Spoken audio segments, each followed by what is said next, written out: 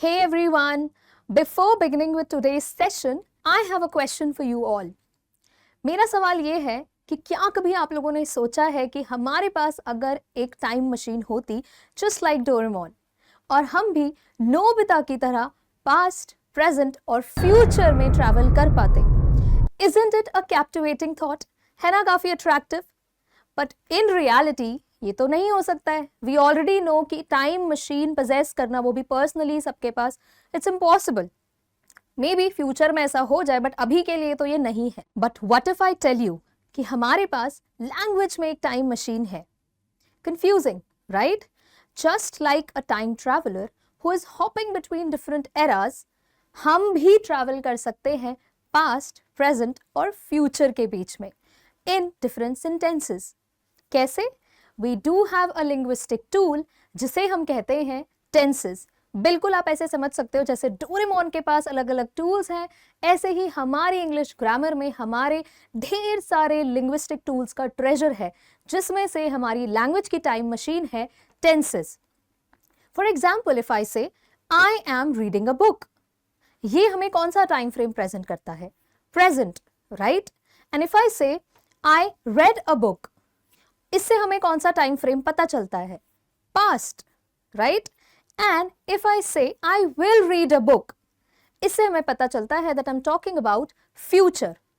And not only that, हमें tenses से ये भी पता चलता है कि हमारे काम का क्या स्टेटस है, the status of the completion of our work. तो ये सब हम आज के सेशन में कवर करेंगे एंड आई होप टेंसेस का जो पूरा टेंशन आपको है वो सब आज के लेक्चर के साथ कंप्लीट हो जाएगा, कवर हो जाएगा. No more stress of tenses. Hello my amazing Gen Zs and my lovely students. Welcome to Science and Fun. Welcome to your English session. I am Deepika, your English educator, and I hope that you all are doing super duper well and are at peace. तो आपको पता तो चली गया है हमारा आज का टॉपिक क्या है. So let me tell you again कि ये tenses जो हम आज शुरू करने वाले हैं और खत्म भी हम लोग आज वन शॉट में इसे समझ लेंगे बिल्कुल अच्छे से, बिल्कुल भी आपको टेंशन नहीं देगा. I will make sure this. ठीक है, इस सेशन के एंड में आपको टेंसेस से रिलेटेड जितनी भी प्रॉब्लम्स है वो सब सॉर्ट हो जाएंगी एंड वी विल ट्रैवल. हम लोग टाइम ट्रैवल करेंगे basically among past, present and future. अब वो हमारा प्रैक्टिकली तो पॉसिबल नहीं है, but then yes, in terms of language we will use this linguistic tool और हम लोग सीखेंगे कि सेंटेंसेस में कैसे हम लोग डिनोट करते हैं टाइम. हमारी नॉलेज वैसे देखा जाए तो लिमिटेड रहती है कि टेंसेस हमेशा टाइम हमें बताते हैं, बट देन नहीं, ये नहीं होता है. टेंसेस हमें ये भी बताते हैं कि हमारे काम का स्टेटस क्या है. टाइम बताने के लिए तो वी हैव क्लॉक, वॉच, लेकिन ऐसा टाइम की मैं बात नहीं कर रही हूँ कि हर सेंटेंस में आप लोग 11 AM, 9 PM, 10 PM ये मेंशन करो. टाइम से सिंपल मीनिंग है पास्ट, प्रेजेंट और फ्यूचर, राइट? एंड अगर मैं कह रही हूँ स्टेटस ऑफ वर्क, इसका क्या मतलब है? वर्क यहाँ पे कह रहा है बेसिकली वर्ब, कि भाई जो भी आपका एक्शन है, ठीक है, जो भी आपका एक्शन है वो कंप्लीट हुआ है या नहीं, राइट? या प्रोसेस में है, अभी चल रहा है काम. फॉर एग्जाम्पल, अगर मैं कहती हूं कि अभी मैं पढ़ा रही हूं, आई एम टीचिंग, राइट? तो ये एक ऐसा एक्शन है जो अभी कंप्लीट नहीं हुआ है, अभी चल रहा है. तो इस तरह से हमारे किसी भी एक्शन का जो स्टेटस होता है वो हमें कैसे पता चलता है, वो भी हमें टेंसेस की मदद से ही पता चलता है. तो हमारा जो लिमिटेड नॉलेज था अभी तक कि टेंसेस हमें सिर्फ और सिर्फ टाइम डिनोट कराते हैं, तो नहीं, टेंसेस से हमें अपने किसी भी काम का स्टेटस पता चलता है. अब हम बात करेंगे धीरे धीरे अपने टेंसेस के सारे सपोर्टिंग एक्टर्स की. भाई टेंसेस के साथ और कौन इंपॉर्टेंट रोल निभाते हैं, उनका इक्वली इंपॉर्टेंट रोल है टेंसेस में. ऐसा नहीं है कि सिर्फ प्रेजेंट, पास्ट और फ्यूचर बोल देने से काम चल जाएगा. और भी बहुत सारे हमारे सेंटेंसेस में एलिमेंट होते हैं जो टेंसेस सीखने में हमारी मदद बहुत बहुत बहुत ज्यादा करते हैं, जिन्हें हम इग्नोर नहीं कर सकते. और इसमें सबसे पहला रोल आता है हमारे हेल्पिंग या फिर आप कह लो ऑक्सिलरी वर्ब्स का. ठीक है, हेल्पिंग वर्ब्स जैसे कि नाम से ही समझ में आ रहा है कि ये अल्टीमेटली सपोर्ट देते हैं, हेल्प देते हैं. किसे? ये हम आइडेंटिफाई करेंगे अभी. नाउ हेल्पिंग वर्ब का रोल मैं आपको थोड़ा सा डिफरेंट तरह से समझाना चाहूंगी. अभी आप देखोगे स्क्रीन पर 3 मैंने आपको जर्सीज शो की हैं, ठीक है। मुझे ये भी पता है कि आप लोग फटाफट से कमेंट्स में लिख भी दोगे विद इन सेकेंड्स कि मैम ये इस टीम की जर्सी है, ये इस टीम की जर्सी है और ये इस टीम की जर्सी है, because I know you all are probably cricket lovers. पर ठीक है, जो नहीं भी है, इतना हाइप तो आईपीएल का रहता ही है कि आप लोग एटलीस्ट टीम आइडेंटिफाई कर सकते हैं, बट इट्स ओके। जो नहीं कर सकता वो खुद को ये नहीं सोचेगा कि यार मैम ये हमारे लिए नहीं है ये टॉपिक, ऐसा कुछ नहीं है, ठीक है। मैं जो मैसेज इससे देना चाहती हूँ वो आप समझ जाओगे। नाउ सी, इमेजिन करो कि क्रिकेट ग्राउंड है, आईपीएल मैच है, और ये जर्सीज का एग्जैक्ट रोल क्या होता है।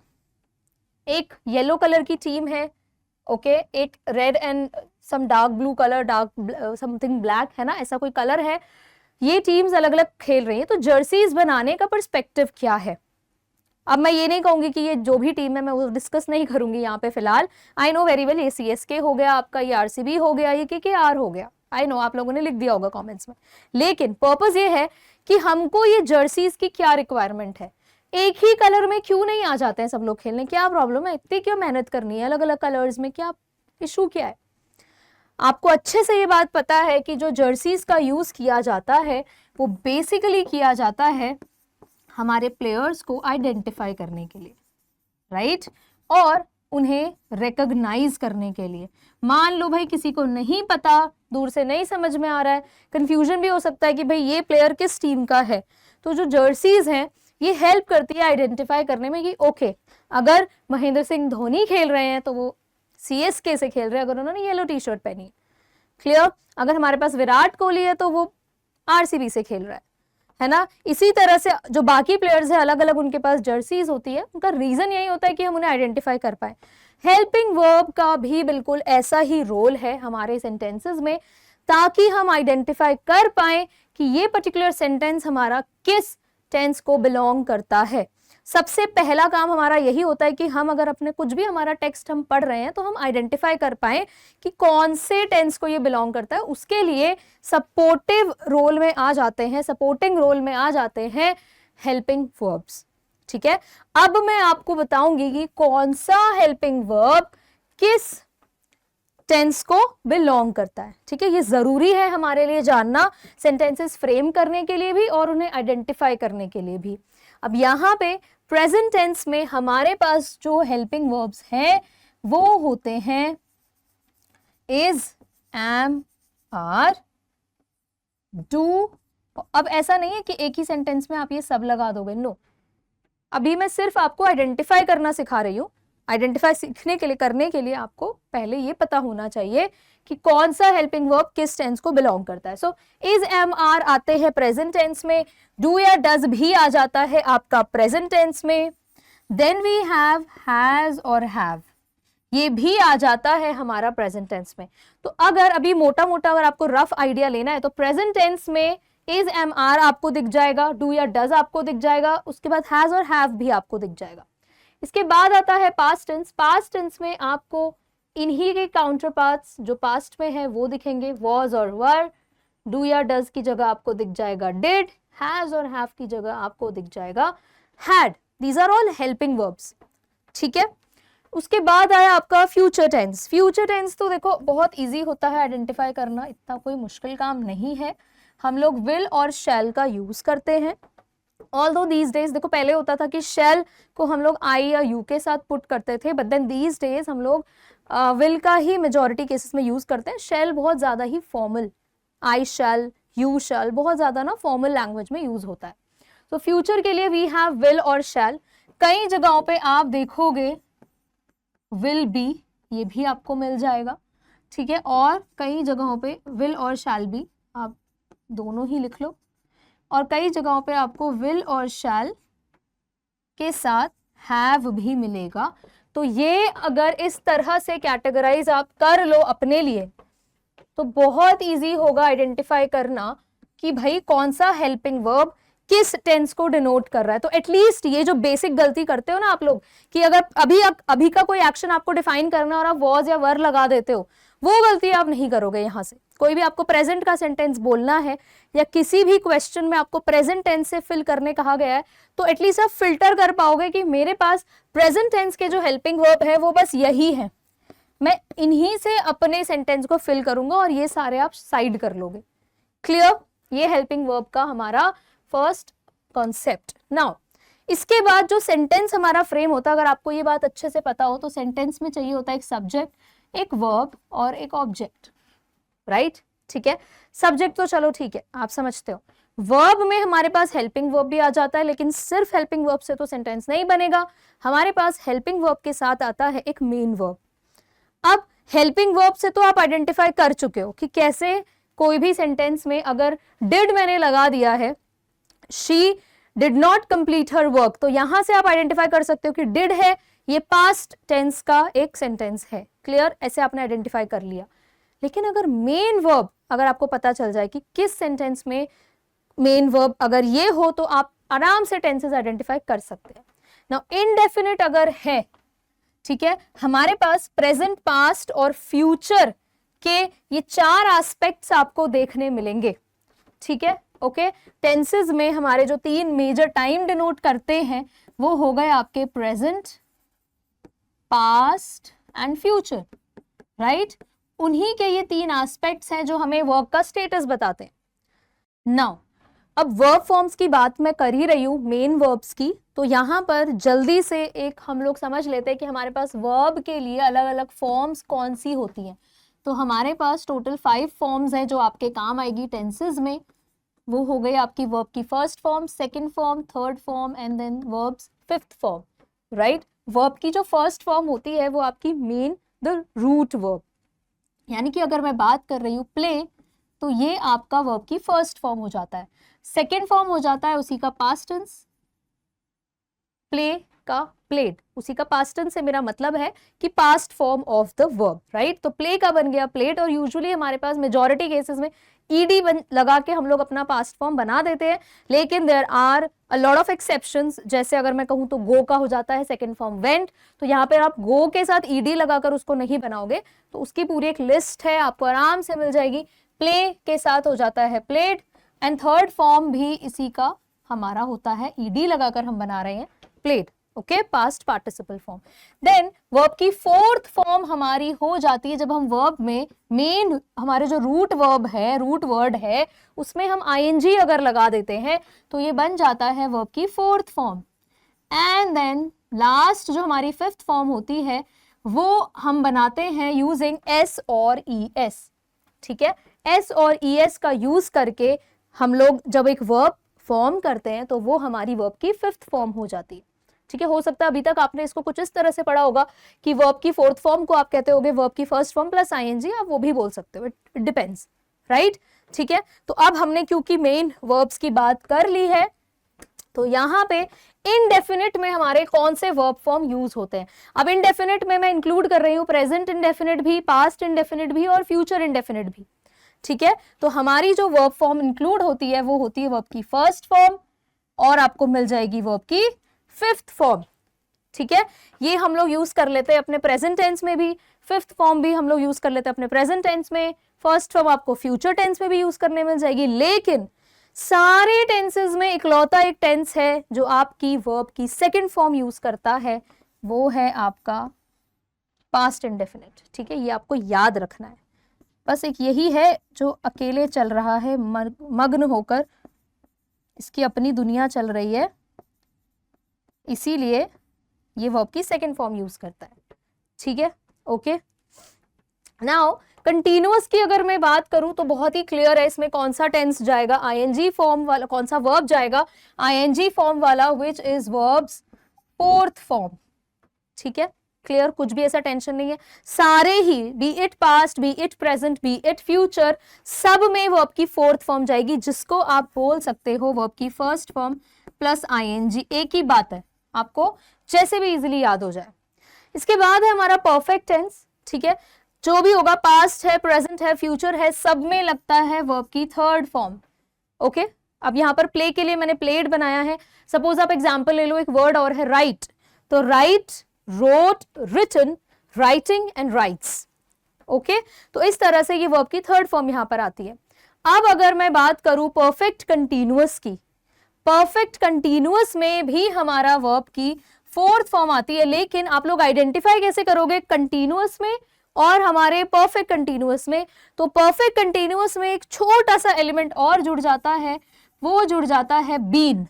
बीन के साथ हमारी वर्ब की फोर्थ फॉर्म रहती है। मैं बार बार फोर्थ फॉर्म को वर्ब की फर्स्ट फॉर्म प्लस आईएनजी लिख दे रही हूं ताकि आप लोगों को आइडेंटिफाई करने में इजी हो, जस्ट इन केस आपने दूसरी तरह से इसको पढ़ा है आज तक। और वर्ब की फिफ्थ फॉर्म को मैं लिख सकती हूँ वर्ब की फर्स्ट फॉर्म प्लस एस और ई एस, राइट। तो ये हमारे मेन वर्ब्स को कुछ इस तरह से कैटेगराइज किया गया है अलग अलग टेंसेस के लिए। ये टेंसेस के अलग अलग एस्पेक्ट्स होते हैं, indefinite, continuous, perfect and perfect continuous. तो इस तरह से आप अपने नोट्स बना सकते हो कि भाई ओके हमें आइडेंटिफाई करना है कि कौन सा वर्ब किस टेंस में जाएगा, तो उसके लिए ये परफेक्ट रहेगा। Now let us move on with some questions, जहां पर आपको आइडेंटिफाई करना है कि भाई ये सेंटेंस किस टेंस में है। सबसे जरूरी काम ये होता है पहले सीखने के लिए। Now Ravi did not bring a pen. अब आप क्लियरली देख रहे हो कि इसमें डिड है, और मैंने आपको जब ऑक्सिलरी वर्ब्स अभी मैं समझा रही थी तो वहां पे मैंने क्लियरली बताया था कि अगर डिड है तो आप समझ जाओ ये पास्ट टेंस है। क्लियर? ठीक है, सिर्फ इतना करना है। अभी आपको ये नहीं करना है कि पास्ट कंटिन्यूअस है, पास्ट इंडेफिनिट है, नो, उसकी कोई जरूरत नहीं है। Now does he know the answer. अब डज आ रहा है, डज आपको पता है कि प्रेजेंट टेंस का ऑक्सिलरी वर्ब है। वैसे तो आई एम श्योर आप लोग मेजॉरिटी आइडेंटिफाई कर चुके होंगे कि ये कौन से टेंसेस से बिलोंग कर रहे हैं। Why aren't you playing with us? अब देखो आर आया हुआ है लेकिन नेगेटिव है। Why aren't you? Are plus not को हमने कॉन्ट्रैक्ट कर दिया, कॉन्ट्रैक्शन फॉर्म है, इसको हम प्रोनाउंस करेंगे aren't. Okay, Why aren't you playing with us? तो ये भी हमारा प्रेजेंट है। और अगर आपको थोड़ा सा अभी पीछे मेन वर्ब से आप समझ रहे होगे तो ये हमारा आईएनजी, देखो वर्ब की फोर्थ फॉर्म यहाँ पे लगी हुई है, तो आप आई एम श्योर यहाँ पर आइडेंटिफाई कर पा रहे होगे कि ये हमारा प्रेजेंट कंटिन्यूअस टेंस है। Clear? Now they had decided to leave the house before they left for Paris. Now you can see हम लोगों ने हैड यूज किया है। हैड मैंने आपको बताया था कि हम लोग यूज करते हैं पास्ट टेंस में, ऑक्सिलरी वर्ब है, and with that we have used verbs third form. तो आप फर्दर उसको लिख सकते हो कि भाई ये पास्ट परफेक्ट है, but then I am not stressing it at this point of time because अभी आपने इंडिविजुअली सारे टेंसेस नहीं पढ़े। सिर्फ अभी आप इतना आइडेंटिफाई करना सीख जाओ कि प्रेजेंट है, पास्ट है या फ्यूचर है, that would be enough. Okay, अब हम फर्दर मूव ऑन करते हैं हमारे इंडिविजुअल टेंसेस की तरफ, जहां पर हम एक एक करके सारे 12 टेंसेस समझेंगे कि भाई प्रेजेंट इंडेफिनिट टेंस का स्ट्रक्चर क्या है, यूज कैसे हमें करना है। बिकॉज स्ट्रक्चर तो एक बारी को हम अच्छे से याद कर लेते हैं, लेकिन हमें ये नहीं पता होता है कि हमें प्रेजेंट इंडेफिनिट टेंस लगाना कहां पर है, कैसे हम इसको प्रेजेंट करें, किस सिचुएशन में हम प्रेजेंट इंडेफिनिट का यूज करें। तो वो सब यहां पर आपको क्लियर हो जाएगा। नाउ बहुत ही इजी है, ठीक है। प्रेजेंट इंडेफिनिट को पहचानने का, देखो बनाने का सबसे पहला कॉन्सेप्ट ये है कि अगर आपको कोई ऐसा एक्शन डिस्क्राइब करना है जिसमें आप प्रेजेंट कर रहे हो कि भाई कोई ऐसी चीज है जो एक हैबिट है या वो रेगुलर बेसिस पर होती है, कोई भी एक्शन हो सकता है जो रेगुलर बेसिस पे हो सकता है। For example I teach English. अब मैं तो इंग्लिश की टीचर हूं, मैं इंग्लिश पढ़ाती हूँ, ये मेरा रेगुलर एक एक्शन है। ओके, ठीक है। या अगर एग्जाम्पल आप ये इमेजेस से देख के समझ सकते हो तो वो भी आपको clearly, he brushes teeth regularly, okay, या he brushes teeth twice a day. तो ये एक ऐसा एक्शन है जो ये बच्चा या कोई भी रेगुलर बेसिस पर करता है। ऐसे एक्शंस को डिस्क्राइब करने के लिए we use present indefinite tense. Okay, उसके बाद है आपका फैक्ट्स या फिर जनरल ट्रूथ्स। अब हमारे पास कुछ फैक्ट्स होते हैं, यूनिवर्सल फैक्ट्स हो सकते हैं, जनरल ट्रूथ्स होते हैं जो आप या मैं नहीं बदल सकते, फैक्ट्स हैं, चेंज नहीं कर सकते हो आप। Okay, for example the birds fly in the sky. We already know कि भैया बर्ड्स तो आसमान में ही उड़ती है ना, जमीन में थोड़ी उड़ेंगी, जमीन पर तो चलेंगी, है ना, राइट। सो इस तरह के भी एक्शंस को डिस्क्राइब करने के लिए हम लोग यूज करते हैं प्रेजेंट इंडेफिनिट टेंस। अब मैं आपको सेंटेंसेस का एग्जांपल दूंगी, लेकिन उससे पहले अब हम बात करते हैं स्ट्रक्चर की। और भी बहुत सारे यूजेस हैं, हम अभी आगे सीखेंगे, लेकिन अब एग्जांपल देने से पहले मैं आपको एक बार स्ट्रक्चर बता देती हूँ। स्ट्रक्चर क्या होता है? हेल्पिंग वर्ब हमारे प्रेजेंट इंडेफिनिट में जस्ट इन केस आपको कोई हेल्पिंग वर्ब की जरूरत पड़ रही है तो वो हमारे डू और डज होते हैं। इसके अलावा आप कोई और हेल्पिंग वर्ब यूज नहीं करोगे प्रेजेंट इंडेफिनिट टेंस में। इसको हम लोग सिंपल प्रेजेंट के नाम से भी जानते हैं, बहुत सारी बुक्स में मेंशन होता है सिंपल प्रेजेंट टेंस, एक ही बात है।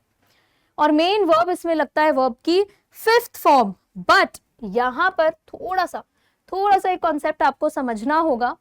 हम लोगों को पता है कि subject plus verb plus object का कॉन्सेप्ट है, राइट? अब हमारे पास सब्जेक्ट बहुत तरीके के होते हैं। हमारे पास सब्जेक्ट हो सकता है आई, सब्जेक्ट हो सकता है यू, सब्जेक्ट हो सकता है कोई भी सिंगुलर वर्ब, मैं सिंगुलर वर्ब को शॉर्ट में लिख रही हूं एसवी, ओके, या हमारा कोई भी प्लूरल वर्ब। हमारे सब्जेक्ट्स के हिसाब से हमारे वर्ब के बाद एस या ई एस लगेगा नहीं लगेगा ये डिपेंड करेगा इस टेंस में। थोड़ा सा आपको यहाँ पर कंफ्यूजिंग लग सकता है लेकिन कुछ भी ऐसा डरावना नहीं है, डरने की कोई बात नहीं है। वर्ब की फिफ्थ फॉर्म तो इस टेंस में आती ही है, मैं यहाँ पर बेटर लिख दूं, या फिर वर्ब की प्योर फॉर्म जो मेन रूट फॉर्म होती है वर्ब की फर्स्ट फॉर्म वो भी आ सकती है। अब कब आप वर्ब की फिफ्थ फॉर्म लगाओगे, कब आप वर्ब की फर्स्ट फॉर्म लगाओगे, ये मैं आपको अभी समझाऊंगी। जल्दी से एक दो एग्जांपल्स हम देख लेते हैं पहले। Now he brushes his teeth twice a day, जैसा कि मैंने आपको कहा था ये एक ऐसा एक्शन है जो रेगुलर हो रहा है, ठीक है, तो उसी के लिए हम लोगों ने यूज किया है present indefinite tense.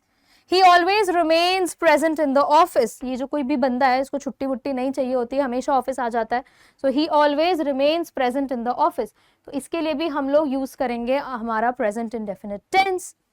Two facts और जनरल ट्रूथ्स, अब जनरल ट्रूथ्स जैसा कि मैंने अभी आपको बताया था about the birds, birds fly in the sky, the earth revolves around the sun. अब आप जाके थोड़ी सन अर्थ को जाके बोलोगे कि नहीं भाई अब सन के चक्कर लगाना बंद कर दो, आप किसी दूसरे प्लैनेट के चक्कर लगाओ, है ना, ठीक है, तो वो नहीं हम बोल सकते हैं। तो ये एक यूनिवर्सल फैक्ट है, यूनिवर्सल ट्रूथ है, नॉट फैक्ट, यूनिवर्सल ट्रूथ है, we can not change it. तो इस टाइप के सेंटेंसेस में we can use present indefinite tense and we should use in fact present indefinite tense.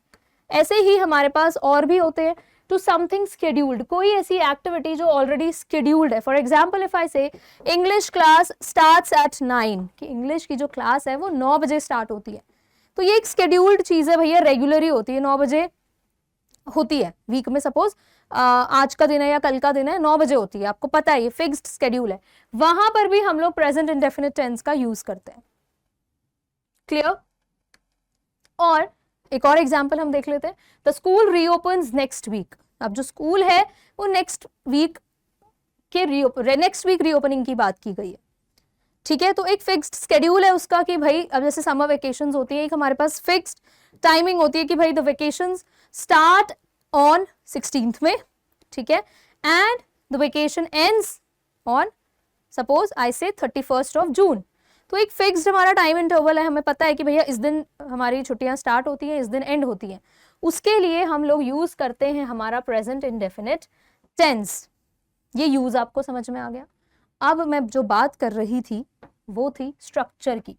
Structure में मैंने आपको बताया कि हम लोग वर्ब की फर्स्ट फॉर्म और वर्ब की फिफ्थ फॉर्म दोनों यूज कर सकते हैं, लेकिन कब हमें कौन सा फॉर्म यूज करना है ये फिलहाल के लिए जरूरी है समझना।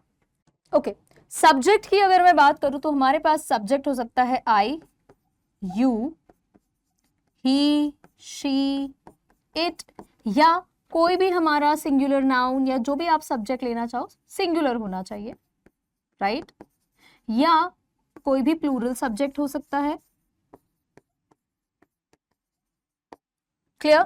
ठीक है, या इसके अलावा जितने भी हमारे पास प्रोनाउंस होते हैं वी, दे, वो सब इसमें इंक्लूड हो गया प्लूरल सब्जेक्ट में। अब हमारे अलग अलग सब्जेक्ट के साथ हमारी अलग अलग वर्ब फॉर्म्स यूज होंगी।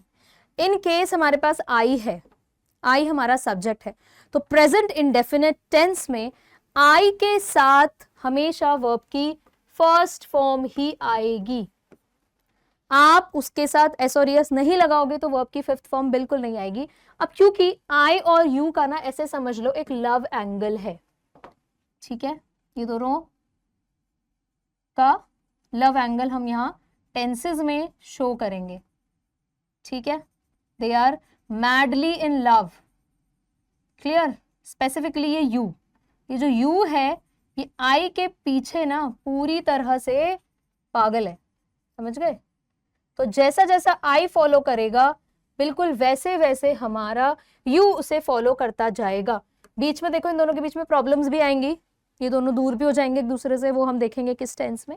लेकिन आई और यू के बीच में एक लव एंगल है, तो यू जैसा आई फॉलो करता है वैसा यू फॉलो करता है, तो भाई यू कहेगा मैं भी आई की तरह वर्ब की फर्स्ट फॉर्म ही यूज करूंगा, कोई वर्ब की फिफ्थ फॉर्म मुझे नहीं चाहिए, ठीक है। सिंगुलर सब्जेक्ट है, ही शी इट, कुछ भी, किसी का भी नाम हो सकता है, कोई भी हो सकता है, वहां पे जाएगी वर्ब की फिफ्थ फॉर्म, ओके। और प्लूरल सब्जेक्ट में भी वर्ब की फर्स्ट फॉर्म जाती है। तो सिर्फ और सिर्फ फिफ्थ फॉर्म किसके साथ जाएगी? सिंगुलर सब्जेक्ट्स के साथ। इस बात का आपको ध्यान रखना है, क्लियर? फिफ्थ फॉर्म यानी कि फिफ्थ फॉर्म से यहाँ पे क्या मतलब है? फिफ्थ फॉर्म से यहाँ पर मतलब है प्लेज, गोज, ईट्स, इस तरह के एस या ई एस वाले जो वर्ब्स हैं वो हमारे सिंगुलर सब्जेक्ट्स के साथ जाएंगे। अब यहाँ पे देखो द स्कूल है, सिंगुलर है, तो मैंने उसके साथ रीओपन नहीं रीओपन्स करा है, क्लियर? ठीक है। इंग्लिश क्लास है, सिंगुलर है, तो स्टार्ट्स हो जाएगा। अब अगर इसी में मुझे कोई प्लूरल सब्जेक्ट लेना है तो मैं अगर लिख सकती हूँ my classes and at 9 PM suppose, तो यहाँ पर देखो क्लासेस हो गया प्लूरल, तो मैंने वर्ब यूज करी है फर्स्ट फॉर्म, ठीक है। थोड़ा बहुत तो ये सब्जेक्ट वर्ब एग्रीमेंट में भी आपने पढ़ा है, तो वहां से भी थोड़ा क्लियर हो जाएगा। I hope you understood this, ये आपको क्लियर हो गया होगा। नाउ अब पॉजिटिव हमने सेंटेंसेस तो बना लिए पीछे, अब सिर्फ पॉजिटिव सेंटेंसेस से तो काम नहीं चलेगा ना, हमारे पास नेगेटिव सेंटेंसेस भी होते हैं जिसमें हम लोग नॉट, नेवर, नहीं वाले बेसिकली जो सेंटेंसेस हैं वो भी यूज करते हैं। तो नेगेटिव सेंटेंसेस में हम लोग कुछ एग्जांपल्स देखेंगे। नेगेटिव सेंटेंसेस में अब मैंने आपको बोला था English class starts at 9 PM suppose, ठीक है। अब इसी सेंटेंस का अगर मैं नेगेटिव बनाना चाहूंगी इंग्लिश क्लास, अब मैं यहाँ पर नेगेटिव बनाने के लिए मुझे हेल्पिंग वर्ब की जरूरत पड़ेगी, मेरे पास लिमिटेड है, डू या डज ही मैं यूज कर सकती हूँ।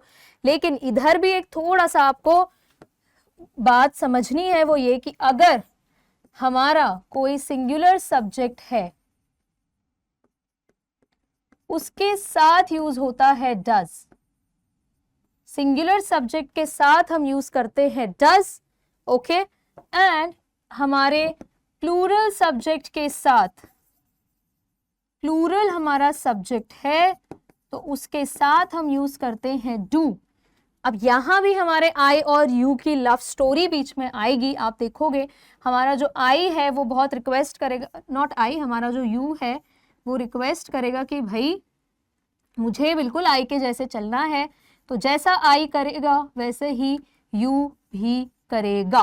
तो आई और यू ये दोनों जाएंगे डू के साथ, क्लियर यहां से, ठीक है। तो सिंगुलर सब्जेक्ट के साथ जाएगा डज, प्लूरल सब्जेक्ट के साथ जाएगा डू। एंड यहां पे क्योंकि मेरा सब्जेक्ट सिंगुलर है, इंग्लिश क्लास मैं यूज करूंगी डज, और क्योंकि मुझे नेगेटिव बनाना है तो मैं साथ में लगाऊंगी not. English class does not start at 7 suppose, ठीक है। और डज नॉट का मैं कॉन्ट्रैक्शन यूज कर सकती हूँ डजंट। तो इस तरह से हम लोग नेगेटिव सेंटेंसेस फ्रेम करते हैं कि भाई इंग्लिश क्लास 7 बजे स्टार्ट नहीं होती है। और इफ आई वांट टू से I do not like pizza,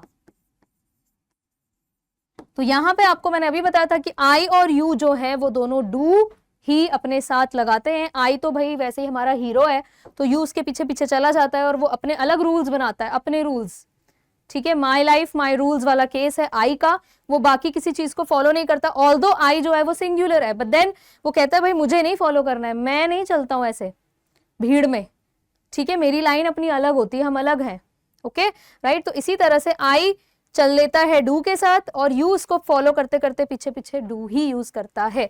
सो यहाँ पे I do not like pizza और डू नॉट का हम कॉन्ट्रैक्शन कर लेते हैं डोंट।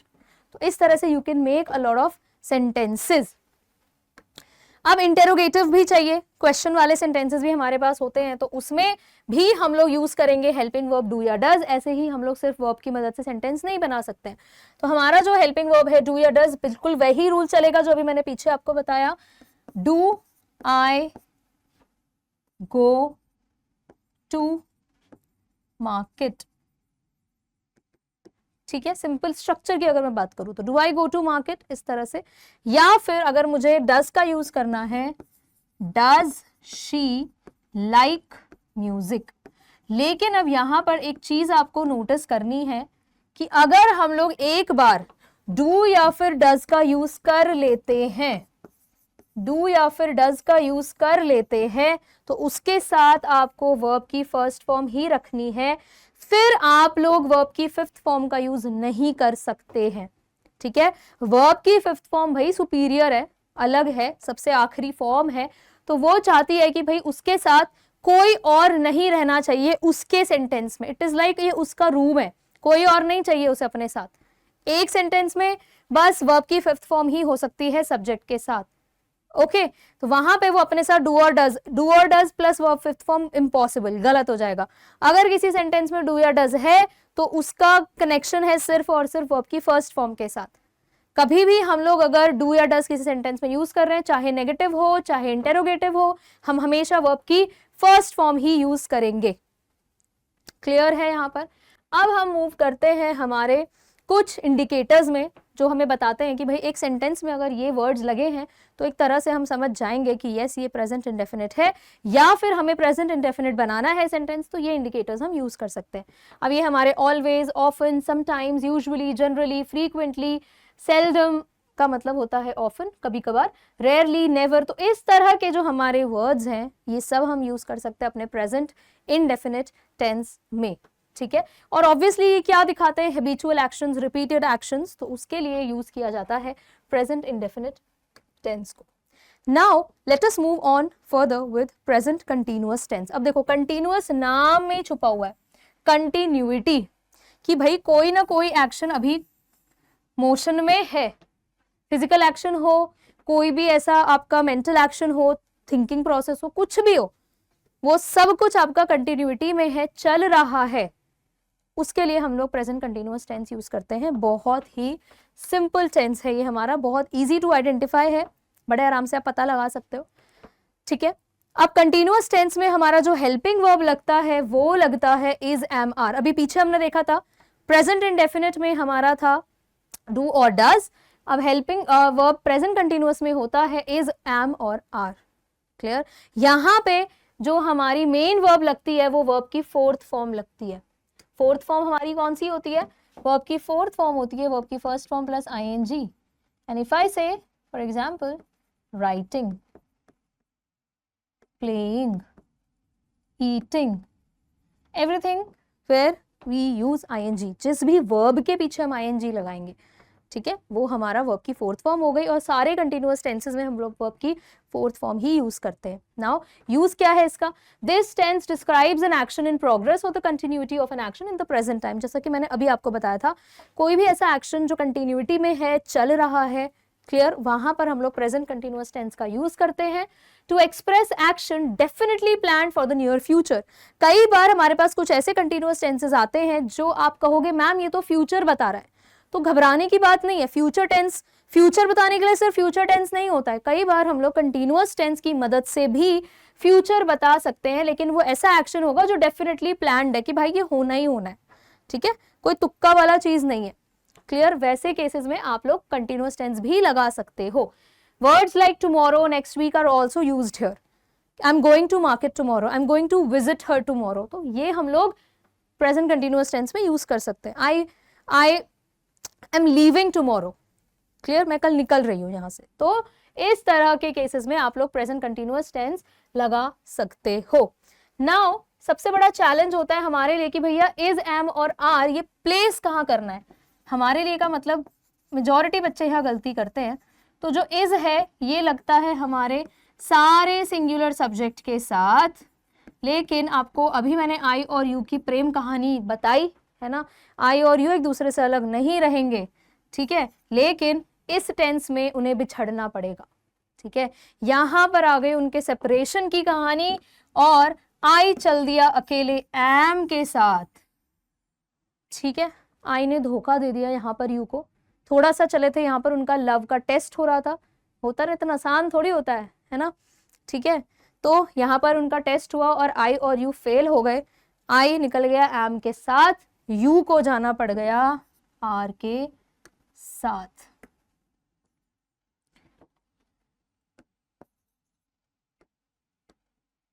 यू को जाना पड़ा आर के साथ। तो ये हमारी छोटी सी प्यारी सी लव स्टोरी का यहाँ पर अभी थोड़ा सा पॉज आ गया इनके बीच में, ठीक है, ओके, ब्रेकअप सा हो गया। तो जल्दी से एक ब्रेकअप हम लोग, अब सॉन्ग नहीं गाएंगे, हम इन्हें चिढ़ाएंगे नहीं, पर ऐसे टूटता हुआ दिखा देते हैं, ठीक है, ओके। एंड आर के साथ हमारा और कौन जाता है?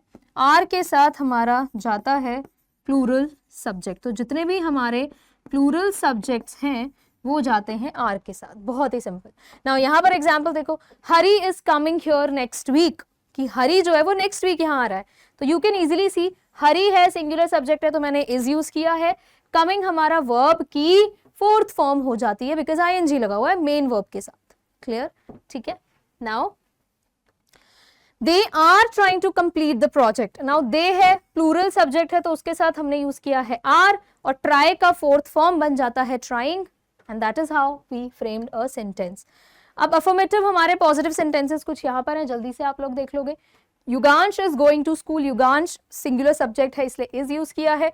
Madhav and Paridhi plural subject है इसीलिए आर यूज किया है। We are playing hockey, we it denotes plural subject है तो भाई वी के साथ आर जाएगा। आई एम टीचिंग इंग्लिश, तो आई के साथ तो एम ही लगता है, ठीक है। नाउ नेगेटिव सेंटेंसेस की अगर मैं बात करूं तो यहां पे आ जाता है कि भाई Utkarsh is not talking to me. कुछ नहीं करना है, नेगेटिव सेंटेंसेस के स्ट्रक्चर में देखो क्या है, गेम सिंपल सा है। आपने सब्जेक्ट यूज किया प्लस आपका इज और एम और आर, देन आपको नेगेटिव बनाने के लिए यूज कर लेना है नॉट, और फिर आ जाएगा आपकी वर्ब की फोर्थ फॉर्म, ठीक है, और साथ में फिर तो आपका ऑब्जेक्ट जाएगा ही। They are not completing their project. The cow is not grazing. Okay, ठीक है। अगर मैं, वैसे तो मैं ट्रांसलेशन बिल्कुल सपोर्ट नहीं करती हूँ, लेकिन थोड़ी बहुत हेल्प अगर आप हिंदी ट्रांसलेशन की लेना चाहते हो तो जो आपका हम लोग सेंटेंस बोलते हैं हिंदी में कि ऐसा कर रहा हूँ, मैं पढ़ा रही हूँ, तो ये वाले सेंटेंसेस बेसिकली हमारे प्रेजेंट कंटिन्यूअस टेंस में आते हैं। I am not working today, मैं आज काम नहीं कर रही हूं। तो इस तरह के सेंटेंसेस हमारे हो गए प्रेजेंट कंटिन्यूअस। अब इंटेरोगेटिव की अगर बात की जाए तो इंटेरोगेटिव में देखो किस तरह के सेंटेंसेस हैं। Are you going to school today, कुछ नहीं करना है, हमारा जो सब्जेक्ट लाइन यहाँ पर है उसको सब्जेक्ट जो है उसे पीछे कर देना है, और हमारा हेल्पिंग वर्ब पहले लग गया। देखो आर यहाँ पर है, अदरवाइज जो यूजुअल हमारा सेंटेंस रहता है वो रहता है यू आर, राइट, ठीक है। लेकिन हमें कुछ नहीं करना है, इंटरचेंज करना है दोनों की जगह को, तो बन गया are you and then the verb are you going to school today along with a question mark. Question mark लगाना आप नहीं भूलेंगे। Is Ashish lying to me, am I not. अब कई बार कंफ्यूजन होता है कि मैम अगर इंटरोगेटिव नेगेटिव सेंटेंस है तो क्या करेंगे, तो am I not, again same चीज है, आपको कुछ नहीं करना है, आपको अपने सब्जेक्ट को पीछे रखना है, ठीक है, आपके हेल्पिंग वर्ब को आगे करना है, नेगेटिव वर्ड जो है आपका सेंटेंस का वो बीच में आ जाएगा, आपके सब्जेक्ट और वर्ब के बीच में, ठीक है। यहां पर सबसे पहले आप लगाओगे अपना हेल्पिंग वर्ब, ठीक है, उसके बाद आपका सब्जेक्ट आप लगा देंगे नॉट, और फिर आ जाएगा आपकी वर्ब की fourth form, and that is how हम लोग अपना सेंटेंस प्रेजेंट कंटिन्यूअस में फ्रेम करते हैं। ऑल्सो मैंने अभी आपको पहले भी बताया था, अगर आर प्लस नॉट हमें करना है तो उसका कॉन्ट्रैक्शन हमें यूज करना पड़ेगा, बिकॉज स्पोकन इंग्लिश में ज्यादातर हम लोग इतना बड़ा वर्ड यूज नहीं करते हैं, रिटन इंग्लिश में तो आप कर सकते हो। तो आर नॉट का जो हमारा कॉन्ट्रैक्शन बनता है वो बनता है आंट, लिखते भी इसको ऐसे और बोलते भी इसको aren't, okay, aren't, clear. Now let us move on to the next tense which is present perfect tense. Now perfect tense से मतलब आप कुछ इस तरह से समझ लो, perfect का मतलब है कि जब कोई काम कंप्लीट हो गया है, ठीक है। तो present perfect tense हमें ऐसे sentences के बारे में बताता है जब एक्शन को completed दिखा दिया गया है, क्लियर। हो सकता है कि वो एक्शन अभी कंप्लीट हुआ हो जस्ट प्रेजेंट के कॉन्टेक्स्ट में, लेकिन किस तरह से हम इसे करते हैं देखो जल्दी से। The present perfect tense form refers to an action of the past और a process that has been completed in the present. कहीं ना कहीं थोड़ा सा कनेक्शन होता है प्रेजेंट परफेक्ट का पास्ट के साथ, लेकिन कंप्लीशन की जो बात होती है वो होती है प्रेजेंट में, कि भाई कोई भी एक्शन जो प्रोबेबली पास्ट में स्टार्ट हुआ लेकिन अभी जस्ट कंप्लीट हो चुका है, कंप्लीशन। क्लियर? यहाँ पे जो फोकस है प्रेजेंट परफेक्ट टेंस में, वो फोकस है रिजल्ट पर, कि भाई काम कंप्लीट हुआ कि नहीं हुआ। जैसा मैंने आपको कहा था, टेंस हमें बताते हैं स्टेटस ऑफ वर्क, तो यहाँ पर प्रेजेंट परफेक्ट टेंस के केस में कंप्लीशन ऑफ वर्क हमें पता चलता है। Words like just, already, recently, ये सभी यूज होते हैं हमारे हेल्पिंग वर्ब और मेन वर्ब के साथ किसी भी सेंटेंस में जिसमें आपको यूज करना है प्रेजेंट परफेक्ट टेंस। अब स्ट्रक्चर क्या है? हेल्पिंग वर्ब यहाँ जाएगा हैज और हैव, और साथ में लगेगी वर्ब की थर्ड फॉर्म। कोई टेंशन नहीं है, कोई और फॉर्म नहीं, वर्ब की थर्ड फॉर्म लगेगी और हेल्पिंग वर्ब होगा हैज और have. And let me make you one thing clear, has जाता है हमारे सिंगुलर सब्जेक्ट के साथ, हैव जाता है हमारे प्लूरल सब्जेक्ट के साथ। अब आप सोच रहे होंगे कि भाई आई और यू का केस क्या है इसमें, तो लेट मी टेल यू, यहां पर आई और यू का हो जाता है पैचअप, ठीक है ना। Couple of the year award जीतना है इन्हें इस साल, तो I love you, okay clear, इनका पैचअप हो जाता है। एंड व्हाट हैपेंस, दोनों ही फॉलो करते हैं किसे? हैव को, कि भाई आई के साथ भी हैव लगेगा, यू के साथ भी हैव लग जाएगा। क्लियर? तो इस तरह से प्रेजेंट परफेक्ट टेंस में देखो, कंटिन्यूअस में इनके बीच में प्रॉब्लम आ गई थी, है ना। टाइम ने इनके लव को टेस्ट किया और ये दोनों फेल हो गए। फर्स्ट टेस्ट था ना यार, अभी प्रैक्टिस नहीं थी उतनी, तो फेल हो गए, बिछड़ गए। लेकिन परफेक्ट टेंस में आते आते दोनों का पैचअप हो गया फिर से। क्लियर? ठीक है, तो हम लोग अब सेंटेंस अगर अपने बनाएंगे तो किस तरह से बनेंगे, देखो। अब Parv has written a story today. Now Parv जो है वो किसी बच्चे का नाम है, सिंगुलर सब्जेक्ट है, तो उसके साथ आप हैज लगाओगे, जैसा कि मैंने आपको बताया था, सिंगुलर सब्जेक्ट के साथ जाएगा हैज। क्लियर? ठीक है, उसने आज स्टोरी लिखी, okay. Parv has written a story today. Now Gurbani and Sanyam have left for Jaipur just now. अब यहां पर ऊपर वाले सेंटेंस में देखो, रिटन अ स्टोरी टुडे, इसका मतलब है उसने कंप्लीट कर लिया अपना काम, कंप्लीटेड एक्शन है ये, ठीक है। यहां पे Gurbani and Sanyam have left for Jaipur just now, ये भी कंप्लीटेड एक्शन है कि भाई वो निकल गए हैं जयपुर के लिए, राइट, ठीक है, निकल चुके हैं बेसिकली, तो ये भी हमारा कंप्लीटेड एक्शन है। तो फोकस हमें यहां पर इस बात पर करना है, रिजल्ट पर फोकस रहेगा और कंप्लीट हुआ है एक्शन या नहीं। Then he has killed a snake, उसने स्नेक को मार दिया, तो यहां पर जो फोकस है वो किल्ड है प्लस ये एक्शन कंप्लीटेड है, तो इसीलिए हम लोग यहां पर प्रेजेंट परफेक्ट टेंस का यूज कर रहे हैं।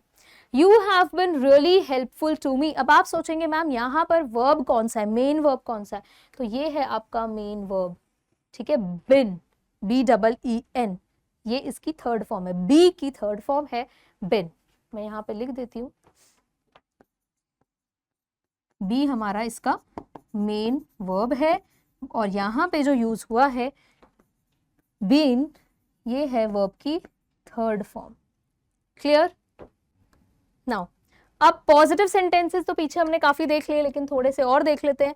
We have seen that show 3 times। Now see, we जो है प्लूरल सब्जेक्ट है तो हैज तो आ नहीं सकता, वी हैव, लेकिन यहाँ पे देखो अलग तरह से यूज हुआ है। बड़े कंफ्यूज हो जाते हो आप लोग ऐसे केसेस में कि मैम आपने तो बोला था हैज या हैव लगेगा, ये वी कहाँ से आ गया और ये अपोस्ट्रोफी का क्या चक्कर है, यहाँ पे कंफ्यूज क्यों होना है। आपको पता है कि वी हैव अगर हम लिख रहे हैं तो इसका कॉन्ट्रैक्शन भी लिखेंगे, आलसी जो है ना, ज्यादा मेहनत करना नहीं चाहते हैं, तो इसीलिए हम लोग इसको थोड़ा सा छोटा बना के लिख देते हैं, तो ये बन गया वी हैव और सी का थर्ड फॉर्म हो गया seen. We have seen that show 3 times। तो यहाँ पे देखो जो देखने का काम है वो कंप्लीटेड है, इसीलिए हमने यहाँ पे प्रेजेंट परफेक्ट टेंस का यूज किया।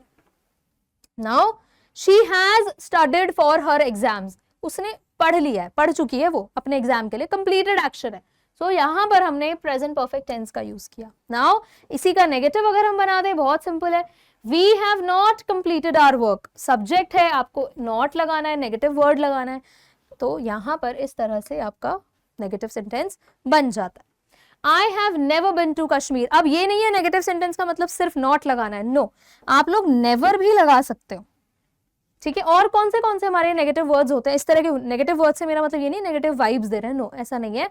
नेगेटिव वर्ड्स का मतलब जो नहीं वाले वर्ड्स होते हैं। जल्दी से कॉमन से बताओ और कौन से वर्ड्स होते हैं। नेवर हो गया, जैसे नो हो गया, और बताओ आप लोग। So I have never been to Kashmir. Okay, तो ये भी एक कंप्लीटेड एक्शन है, लेकिन तुम कहोगे इसमें कंप्लीट क्या हो रहा है? इसमें कंप्लीशन की बात ही हो रही है कि भाई कभी भी नहीं गए हैं। ठीक है, ओके, ठीक है, कभी भी नहीं गए। तो जाने का ये एक्शन जो है, नहीं जाने का जो ये काम है, ये कंप्लीटेड है कि कभी नहीं गए। जो भी हो, नेगेटिव है चाहे, एक्शन तो है ना, वो अपने लेवल पर कंप्लीट है। इंटेरोगेटिव किस तरह से बनेगा? सिंपल, अभी तक समझ गए होंगे कि आपको हेल्पिंग वर्ब को ही बस आगे भेज देना है, धक्का मार के हेल्पिंग वर्ब को आगे कर देना है सब्जेक्ट से कि भाई जा, तू जा। बहुत हीरो बनता है ना, तेरे को आइडेंटिफाई करवाना है, खुद को टेंस को आइडेंटिफाई करवाना है, तो तुझे ही आगे भेज देते हैं। तो ये आगे आ गया। तो has the carpenter made the chair. Clear? Subject क्योंकि हमारा सिंगुलर है इसलिए हमने हैज का यूज किया है। Then have you not read this book. अब इंटेरोगेटिव नेगेटिव भी हो सकते हैं। Have you not read this book. अब रीड को आप लोग यहाँ पे रेड प्रोनाउंस करेंगे बिकॉज रीड का third form is read. Read, read, read, रीड का सेकेंड फॉर्म भी रेड होता है। हम इसको प्रोनाउंस RED रेड जैसा करते हैं, लेकिन लिखते इसको READ ही है। कंफ्यूजन नहीं। अगर आप इसको have you not read this book बोलोगे तो ये गलत हो जाएगा। यहां पे प्रोनाउंसिएशन मैटर करती है। Have you not read this book. Then let us quickly move on to present perfect continuous tense. I hope present perfect आपको क्लियर हो गया होगा, जहां पर फोकस है आपका कंप्लीशन ऑफ एक्शन पर, रिजल्ट पर ज्यादा फोकस है। अब आ गया आपका प्रेजेंट परफेक्ट कंटिन्यूअस टेंस। ऐसा नहीं लग रहा कि ये चोर टाइप का टेंस है। ये हमारे इस टेंसेज के ट्रैवल में, इस टूर में बेसिकली एक चोर का काम कर रहा है, जिसने कुछ एलिमेंट्स कंटिन्यूअस से चुरा लिए, कुछ एलिमेंट्स परफेक्ट से चुरा लिए, और खुद का टेंस बन गया इसका प्रेजेंट परफेक्ट कंटिन्यूअस टेंस। अब क्या क्या एलिमेंट्स चुराए हैं भाई, देखें जरा। इसने चुराया है परफेक्ट से हैज और हैव। बीन इसने अपना खुद का रख दिया। जैसे आप लोग करते हो ना, असाइनमेंट स्कूल में मिलते हैं, क्या करते हो? इधर से कॉपी किया, उधर से कॉपी किया, थोड़ा बहुत एक आध इधर उधर वर्ड अपना डाल दिया कि टीचर को लगे कि भैया ओरिजिनल कुछ तो किया है। ठीक है, बाकी सब कॉपीड है। और वर्ब की फोर्थ फॉर्म तो आपकी कंटिन्यूअस टेंस में भी आती थी, तो वहां से उठा लिया, और बीन इसने अपना खुद का रख दिया कि भैया चलो कुछ तो मेरा होगा यहाँ पर। ठीक है, अब इसका यूज क्या है, कब यूज करना है? The present perfect tense form refers to an action which began in the past, is still going on and may extend into future time. क्या बोल रहे हैं कि प्रेजेंट परफेक्ट टेंस जो है ये कब यूज होगा? कि भाई कोई भी एक्शन जो पास्ट में स्टार्ट हो गया, इज स्टिल गोइंग ऑन, अभी भी चल रहा है वो काम। कहने का मतलब ये है कि एक्शन जो है वो पास्ट में स्टार्ट हुआ, ठीक है, स्टार्टेड, क्लियर, अभी भी चल रहा है, कंटिन्यूअस है वो एक्शन, स्टिल गोइंग ऑन, और कब तक होगा no idea, extend into future time, कभी भी खत्म हो सकता है, कोई कंप्लीशन का आइडेंटिफिकेशन यहां से नहीं है। It is often used with the verbs which have the meaning of prolonged action. Prolonged action मतलब जो लंबे चलने वाले actions हैं, majority cases में ये ऐसे verbs के साथ ही use होता है। Okay? For example से पहले हम बात कर लेते हैं इसके कुछ important terms का। Since and for हमारे इस tense में use होते हैं time indicators के तौर पर। आप ज्यादातर since and for का use देखोगे हमारे present perfect continuous tense में। अब since हमारा कब लगता है? अब आप लोग का पहला डाउट यही आ जाता है, मैम सिंस और फॉर आपने बोल तो दिया, पर हम कब लगाएं सिंस और कब लगाएं फॉर? फॉर हमें लगाना है ड्यूरेशन के लिए, कि मान लो आपने कोई काम स्टार्ट किया है 6 बजे सुबह, ठीक है, और ये चले जा रहा है कितने बजे तक? 9 बजे तक, सुबह के ही 9 बजे तक। तो आपने लगभग कितना टाइम ट्रैवल कर लिया, कितना ड्यूरेशन आपने कवर कर लिया? तो कितने हो गए? 3 आवर्स हो गए। तो जब ड्यूरेशन की बात आती है तो उस केस में हम लोग यूज करते हैं for. Okay, if I say I have been teaching for 3 hours, मैं 3 घंटे से पढ़ा रही हूँ, उस केस में हम लोग फॉर यूज करेंगे। लेकिन सिंस हम यूज करते हैं जब हमें बताना होता है एग्जैक्ट टाइम, कि मान लो मैं कहती हूँ मैं 6 बजे से पढ़ा रही हूँ, तो आई have been teaching since 6 AM। तो अगर एग्जैक्ट मुझे टाइम देना है वहां पर मैं सिंस का यूज करूंगी। तो आई होप ये आपको क्लियर हो गया होगा, बिकॉज ये इंपॉर्टेंट है हमारे सेंटेंसेस के लिए। Now she has been reading the newspaper for half an hour. अब जैसे पहला ही एग्जाम्पल देख लो, शी के साथ हम लोगों ने हैज लगाया, जैसा पीछे था बिल्कुल वही है, हैज किसके साथ लगेगा और हैव किसके साथ लगेगा। तो यहाँ पर हमारे हैज और हैव का कुछ इस तरह से यूज, बिल्कुल जैसे परफेक्ट टेंस में किया था वैसे ही यूज हमारा यहाँ पर होगा। दे have been doing their work since morning, वो सुबह से अपना काम कर रहे हैं। देखो सिंस मॉर्निंग, मॉर्निंग के साथ हमने सिंस लगाया बिकॉज एग्जैक्ट ये कोई ड्यूरेशन तो है नहीं मॉर्निंग, ठीक है ओके, सुबह से कर रहे हैं, मॉर्निंग में स्टार्ट कर दिया था और तब से कर ही रहे हैं, अभी भी चल ही रहा है वो, और कब खत्म होगा no idea. I have been watching TV for a long time, for a long time ये एक ड्यूरेशन है कि मैं लंबे टाइम से टीवी देख रही हूँ, क्लियर। अब आई और यू का यहाँ पर भी पैचअप रहता है, ठीक है, आई और यू के साथ हैव ही रहता है हमेशा, जैसा कि परफेक्ट में था। तो थ्रू आउट प्रेजेंट टेंस में आई और यू अलग कब हुए, सेपरेट कब हुए, कंटिन्यूअस में। याद रखना उन दोनों का टेस्ट हो रहा था, लव का टेस्ट चल रहा था, तो वहां वो फेल हो गए थे, बाकी जगह पे दोनों ने एक दूसरे को फॉलो किया है, क्लियर, ठीक है। Now let us make some sentences, affirmative positive sentences हम फटाफट से देख लेंगे। It has been raining since 10 o'clock this morning, कि सुबह से देखो 10 बजे से बारिश हो रही है, तो सिंस 10 o'clock, सिंस के साथ लगाया 10 o'clock, और अब यहां पे भी देखो कंट्रैक्शन यूज किया है, मैंने जानबूझकर ऐसे सेंटेंसेस यूज किए हैं सो दैट आपको ना आइडेंटिफाई करने में इजी हो। इट हैज बिन, क्लियर, तो इसका कंट्रैक्शन कैसे लिखा जाता है, it's been. It's been raining since 10 o'clock, सुबह से बारिश हो रही है, कब तक होगी नो आइडिया, कंटिन्यूअस, एक्शन तो पास्ट में ही स्टार्ट हो चुका है ना, बारिश तो पहले ही स्टार्ट हो गई लेकिन अभी भी चल रहा है, कब तक चलेगा कोई क्लू नहीं है। ऐसे केसेस में हम लोग present perfect continuous tense use करते हैं, ये वाला इसी से हम सेंटेंस फ्रेम करते हैं। I have been practising this piece for weeks but still haven't learned it, अब देखो मैं पिछले कई हफ्तों से ये प्रैक्टिस कर रही हूँ लेकिन अभी भी याद नहीं हुआ है, तो पास्ट, ये जो एक्शन है ये तो पास्ट में ही स्टार्ट हो गया प्रैक्टिस करने का, लेकिन ये अभी भी चल रहा है, ठीक है। प्रैक्टिस करना शुरू हो गई थी ये कब, मान लो मैं कहती हूँ कि लास्ट वीक से प्रैक्टिस चल रही है, तो ये लास्ट वीक तो पास्ट का एलिमेंट हुआ ना, लेकिन ये एक्शन अभी भी चल रहा है और ये नहीं पता कि और आगे कब तक चलेगा, ये फ्यूचर में और कितना एक्सटेंड होगा। ऐसे केसेस में भी हम लोग प्रेजेंट परफेक्ट टेंस का ही यूज करते हैं, तो बहुत सिंपल आइडेंटिफाई करना, ठीक है। प्रेजेंट इंडेफिनिट के लिए तो मैंने आपको सारी वैरायटी बताई कि कब कब कैसे यूज करना है, general truth, habitual actions, right, कोई फिक्स्ड हमारा एक पर्टिकुलर एक्शन है कि इस टाइम पर शुरू होता है इस टाइम पर खत्म होता है, उसके लिए हम लोग प्रेजेंट इंडेफिनिट का यूज करते हैं। कंटिन्यूअस में मैंने आपको बताया जो एक्शन अभी चल रहा है, ठीक है, प्रोसेस में है, या कोई भी ऐसा फ्यूचर में कोई भी प्लान्ड इवेंट, वहां पर हम कंटिन्यूअस यूज करते हैं। परफेक्ट के लिए आपको मैंने बताया कंप्लीटेड एक्शन की बात होती है, स्टेटस ऑफ वर्क आपको पता चल रहा है यहाँ से सारे टेंसेस से, ठीक है।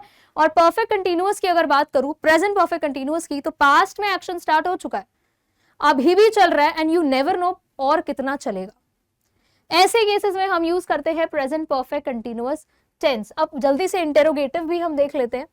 How long have you been studying English, अब यहां पे आप सोच रहे होगे कि ये हाउ लॉन्ग का क्या चक्कर है, कोई चक्कर नहीं है बाबू भैया, यहां देखो वैसे तो सेंटेंस ये भी ठीक है, have you been studying English, लेकिन जैसा कि मैंने आपको बताया कि थोड़ा सा ना, अगर देखो प्रेजेंट परफेक्ट के केस में क्या होता था, रिजल्ट पे फोकस होता था, प्रेजेंट परफेक्ट कंटिन्यूअस के केस में आपके एक्शन पर फोकस होता है, ठीक है। तो कब से चल रहा है, कितनी देर से पढ़ रहे हो भाई इंग्लिश, है ना, तो क्योंकि पास्ट में एक्शन शुरू हो चुका है, हो सकता है वो जो बच्चा है जो भी है वो अभी भी पढ़ रहा है, तो सामने वाले ने क्वेश्चन कर दिया है कि हाउ लॉन्ग, कितनी देर से, how long have you been studying English, ठीक है। तो हम लोग जब क्वेश्चन बनाएंगे तो हैज और हैव तो पहले आएगा, लेकिन अगर हमारा कोई ऐसा टर्म है जो क्वेश्चन पूछने के लिए उत्सुक है, फॉर एग्जांपल हमारे WH फैमिली के मेंबर्स होते हैं, व्हाट, हाउ, व्हेन, वेयर, ये भी आप आगे से लगा सकते हो depending on the context of the sentence, कि भाई सेंटेंस का कॉन्टेक्स्ट क्या है। Have they not been dealing with this case since 2001? अब यहाँ पे देखो मैंने कोई भी WH फैमिली या कोई भी ऐसा क्वेश्चन एलिमेंट नहीं लगाया है, सिंपल सेंटेंस इसी टेंस के हिसाब से फ्रेम किया है। Have they, अब क्योंकि दे प्लूरल है तो उसके साथ have जाएगा, नेगेटिव इंटेरोगेटिव है तो have they not been dealing, याद रखना been यहाँ पर जरूर लगेगा। कैसे कैसे लगेगा देखो, या तो सबसे पहले नॉट, या आप हैज और हैव लगाओ प्लस बीन लगाओ और उसके बाद पीछे से वर्ब की फोर्थ फॉर्म, ये आपका मेन स्ट्रक्चर है, आगे सब्जेक्ट पीछे ऑब्जेक्ट तो होगा ही, ठीक है। So have they not been, तो दे ये सब्जेक्ट हो गया, बीच में नेगेटिव के लिए आ गया है been dealing with this case since 2001, तो 2001 से, यानी कि एक्शन जो है वो पास्ट का है, पास्ट में ही वो केस से डील करना उन्होंने शुरू कर दिया था, अभी भी कर रहे हैं। तो यहां पर क्वेश्चन है कि क्या वो इस केस में 2001 से डील नहीं कर रहे थे, राइट। ट्रांसलेशन आप बिल्कुल मत करना, क्योंकि बिकॉज आप जब ट्रांसलेट करोगे तो ये भी आपको सेम साउंड करेगा प्रेजेंट कंटिन्यूअस जैसे, लेकिन डिफरेंस है दोनों में। प्रेजेंट कंटिन्यूअस में ये पास्ट का एक्शन का कोई लेना देना नहीं था कि पास्ट में एक्शन शुरू हुआ, अभी भी चल रहा है, आगे कब तक चलेगा कोई आइडिया नहीं, ऐसा कुछ नहीं था। कंटिन्यूअस में था कि चल रहा था, ठीक है। अब खत्म हो गया नहीं हुआ वो अलग चीज है, वो अलग बात है। यहाँ पे आप हिंदी में ट्रांसलेशन टेंसेस में बिल्कुल मत करना। हाँ, कभी कभार ऐसा लगे कि थोड़ा बहुत हेल्प आपको लेनी है तो आप ले लो, लेकिन टोटल आपको रिलाय नहीं करना है। So we are done with present tense. Present tense हमने कर लिया है। अब इसके बाद हम करेंगे आपके सारे पास्ट टेंसेस में जितने भी आपके एस्पेक्ट्स हैं, अब हम उससे डील करेंगे, ठीक है। सबसे पहला उसमें आता है पास्ट इंडेफिनिट टेंस। जैसे हमारे पास था प्रेजेंट इंडेफिनिट टेंस, बिल्कुल वैसे ही हमारे पास है पास्ट इंडेफिनिट टेंस। नाउ सबसे पहले हम जानेंगे, देखो इसमें सबसे इजी पार्ट ये होता है कि आपके लिए out of all these 12 tenses सबसे अलग ये रहता है बिकॉज इसके पास जो मेन वर्ब है वो है वर्ब की सेकंड फॉर्म, और किसी टेंस में ये वर्ब की फॉर्म नहीं होती है except for simple past tense, या आप कह लो पास्ट इंडेफिनिट टेंस। और नाम से भी समझ सकते हो कि भाई पास्ट की ही बात कर रहा है। The past tense refers to the events and actions that took place in an earlier time और इन द पास्ट, कि भाई पास्ट में कभी कोई काम हुआ है तो उसके लिए हम लोग सिंपल पास्ट टेंस का यूज करते हैं। Common sense. What does it indicate कि भाई कोई पास्ट की हैबिट है, कोई रिपीटेड इवेंट है। ऐसा थोड़ी है कि रिपीटेड एक्शन सिर्फ प्रेजेंट में ही हो सकते हैं जिसके लिए आप प्रेजेंट इंडेफिनिट का यूज कर रहे हो, ऐसा तो नहीं है। पास्ट में भी तो कुछ ऐसे एक्शंस होंगे जो आपने रिपीट किए होंगे एक टाइम पर। अब आप जब छोटे होते हो और छोटे, ठीक है, अभी तो आप अभी बच्चे ही हो, बट देन जब आप बहुत छोटे थे, प्रोबेबली जब आप चलना सीख रहे थे या जो भी था, वो एक इन्फेंसी वाला एज, वो पास्ट हो गया। तब जो आपके एक्शंस थे वो अब आप शायद, या हो सकता है आप अब बिल्कुल भी नहीं करते होगे, तो वो रिपीटेड एक्शन पास्ट में तो थे। उस केस में हम लोग सिंपल पास्ट टेंस का यूज कर सकते हैं, ठीक है। For example, in those days my mother gave me some pocket money every day. अब एवरी डे हमेशा होता है, ये मुझे अच्छे से पता है और आपको भी पता है, लेकिन इसका सिर्फ यूज हम लोग प्रेजेंट में नहीं करेंगे, ये जाएगा पास्ट में भी। लेकिन कब की बात हो रही है? इन दोज डेज, भिड़े के जमाने के दिन की बात हो रही है यहाँ पे, ठीक है। Okay, my mother gave me some pocket money. मेरी मदर मुझे पॉकेट मनी दिया करती थी रोज, अब नहीं देती है ना। अब मम्मी कहती है मुझे दो पॉकेट मनी, हम नहीं देंगे तुम्हें, ठीक है। तो पास्ट हैबिट या रिपीटेड इवेंट्स की बात करेंगे तो वहां पर हम लोग सिंपल पास्ट टेंस का यूज करेंगे। और बहुत सिंपल सा लॉजिक है, कुछ भी नहीं करना है। सब्जेक्ट रहेगा, वर्ब की सेकंड फॉर्म रहेगी और ऑब्जेक्ट। अब वर्ब की सेकंड फॉर्म क्या होते हैं? जैसे eat, ate, eaten. Now see, irregular forms आपके पास रहेंगे। एट पास्ट टेंस, थोड़ा सा ये याद करना पड़ेगा बिकॉज इंग्लिश में नॉर्मल रूल से ज्यादा आपको एक्सेप्शंस मिल जाएंगे और अच्छे खासे लंबे लंबे एक्सेप्शंस मिलेंगे। प्ले सेकंड फॉर्म हो गया प्लेड, थर्ड फॉर्म भी प्लेड। क्लियर? ठीक है। राइट, रोट, रिटन, देखो अलग चल रहा है सेकंड फॉर्म। सेकंड फॉर्म पर फोकस करना है सिंपल पास्ट में।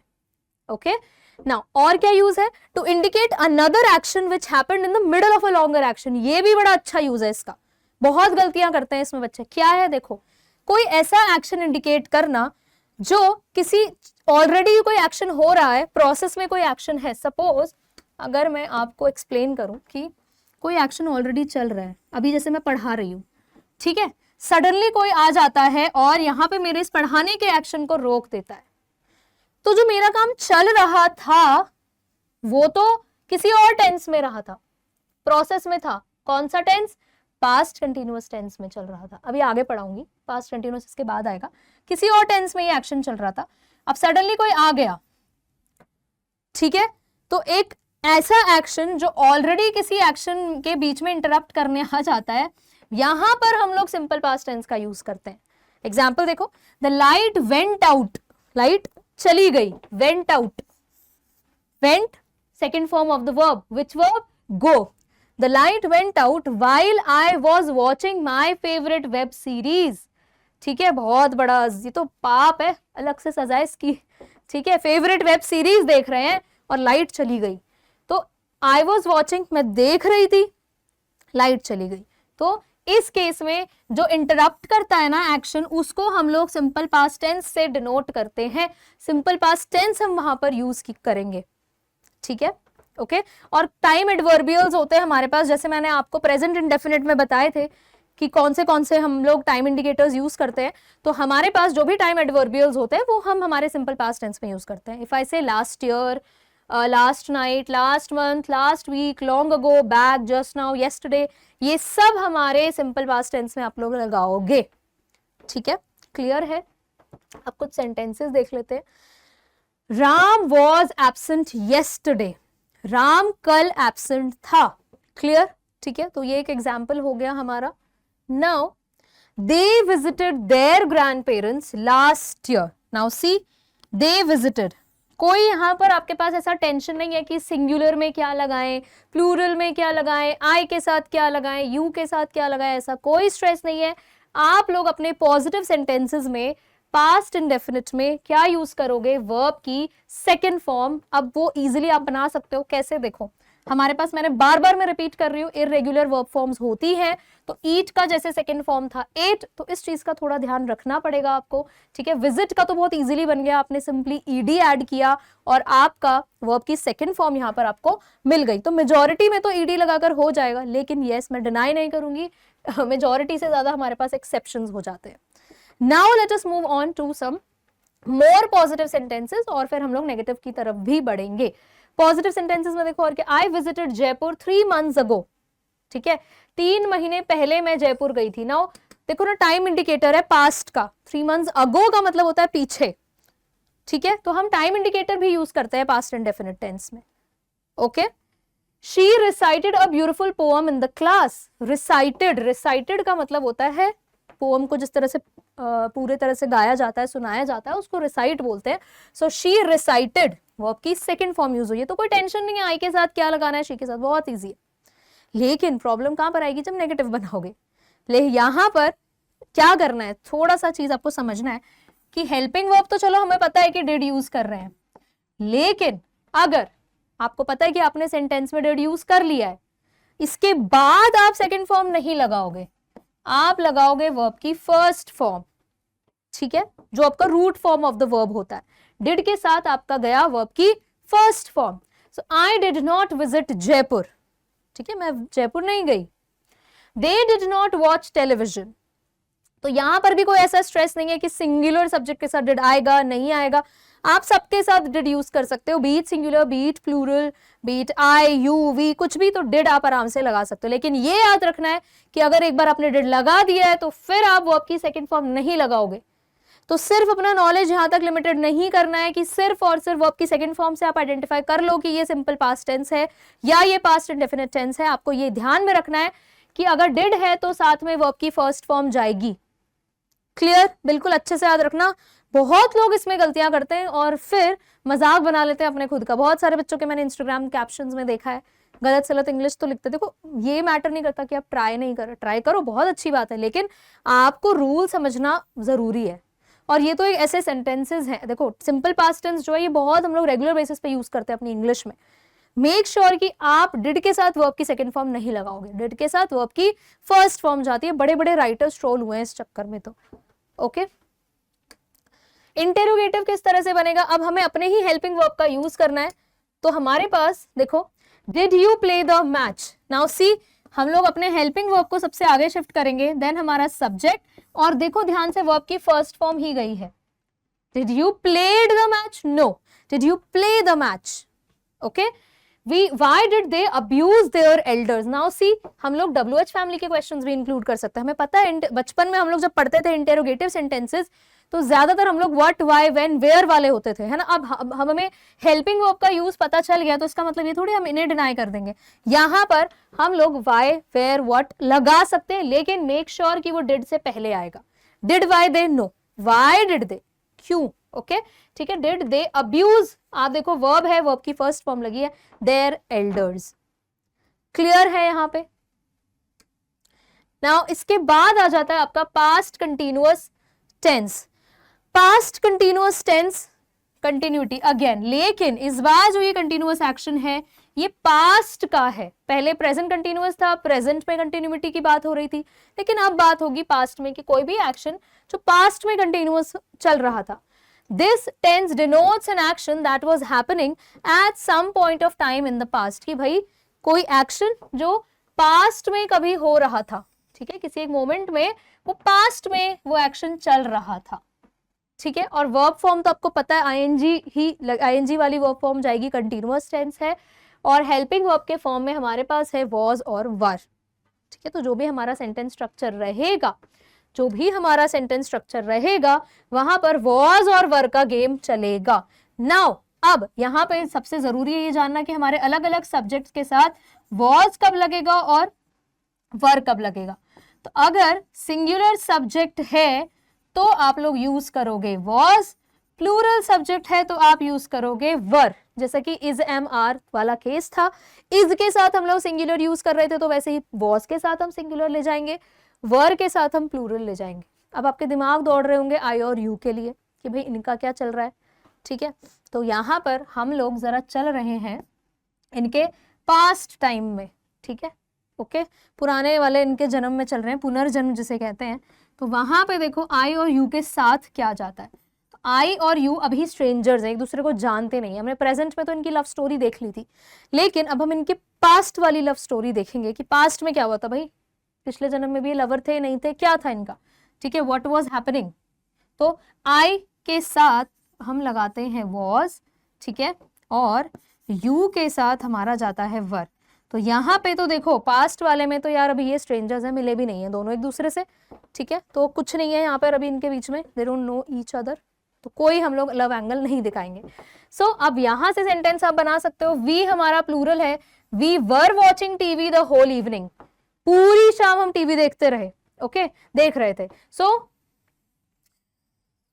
कंटिन्यूअस एक्शन है शाम का पूरा, तो इसके लिए हम लोगों ने वॉज या वर यानी कि अपना पास्ट कंटिन्यूअस से एक्सप्रेस किया है। नाउ जैसा कि अभी मैंने पीछे आपको बताया था पास्ट इंडेफिनिट में कि अगर कोई कंटिन्यूअस एक्शन चल रहा है और इंटरप्शन हो जाए बीच में, तो ये इंटरप्शन जो है इसके लिए तो सिंपल पास्ट है, राइट।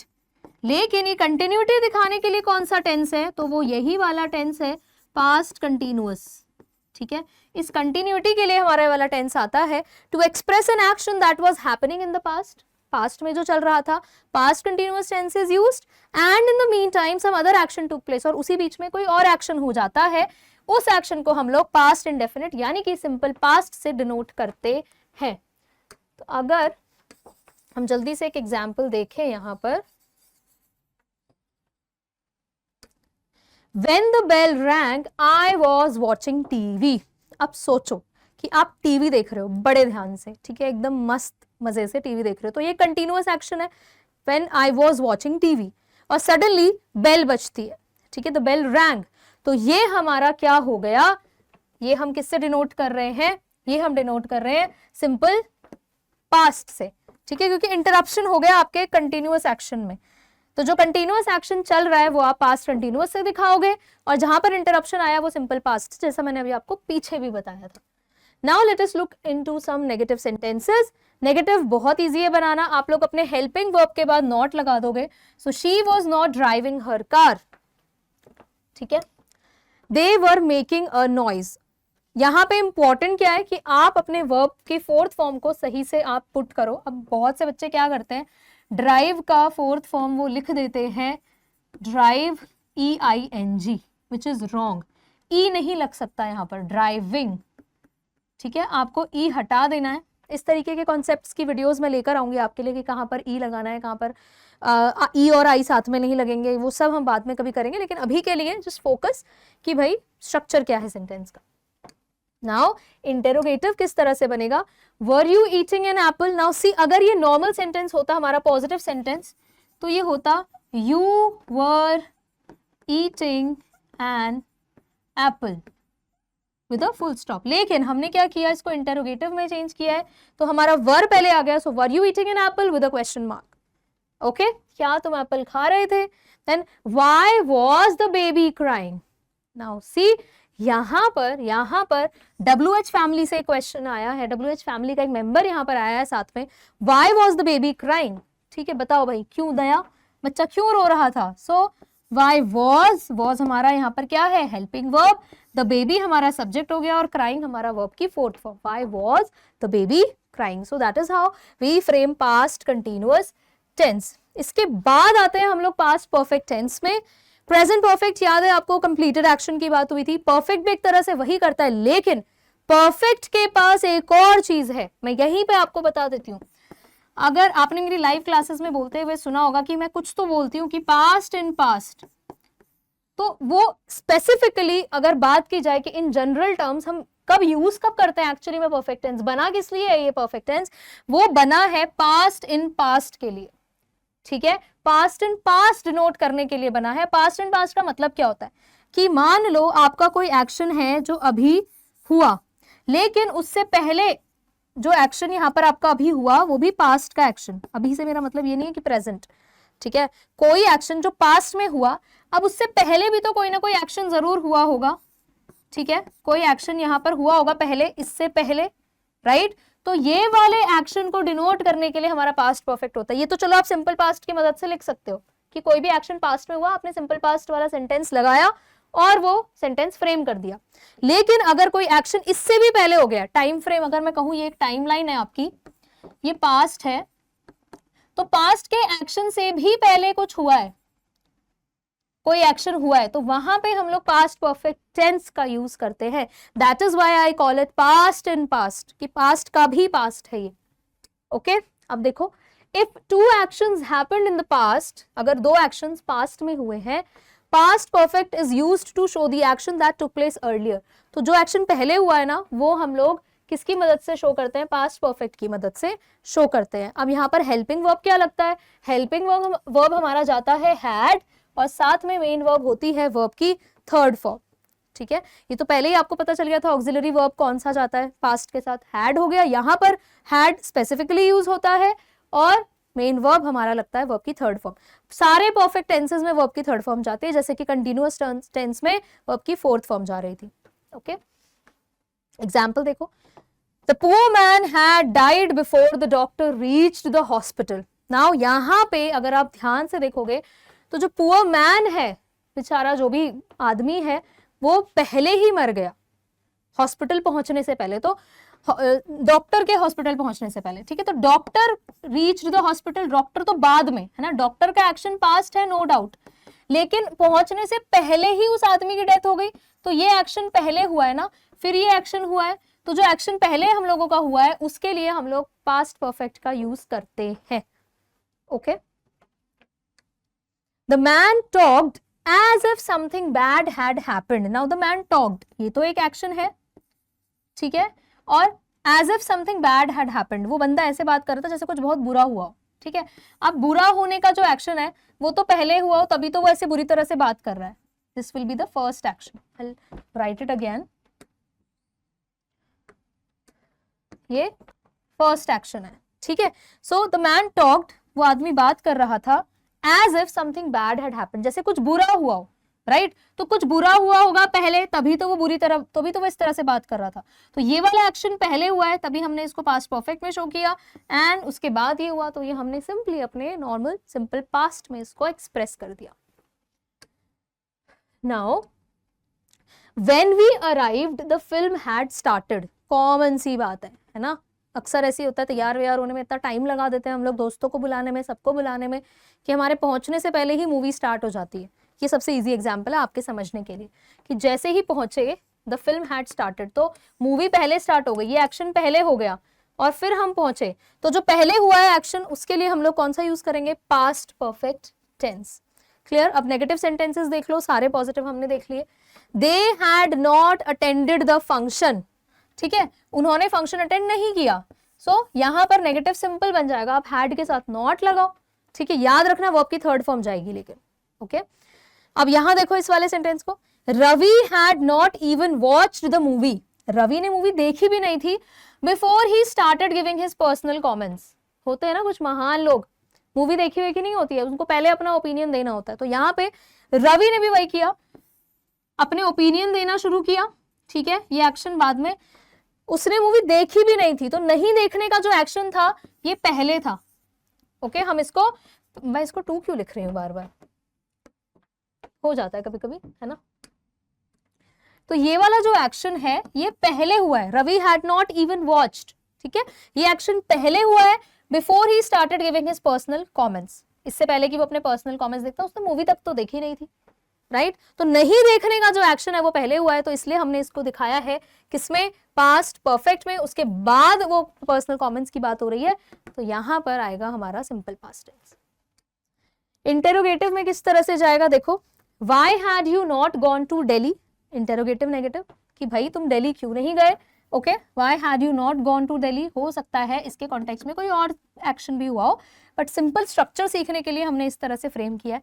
वाई हमारा एक क्वेश्चन एलिमेंट है, यहाँ पे इंटेरोगेटिव सेंटेंसेस बनाने के लिए जो हम टर्म यूज करते हैं, WH फैमिली का मेंबर है।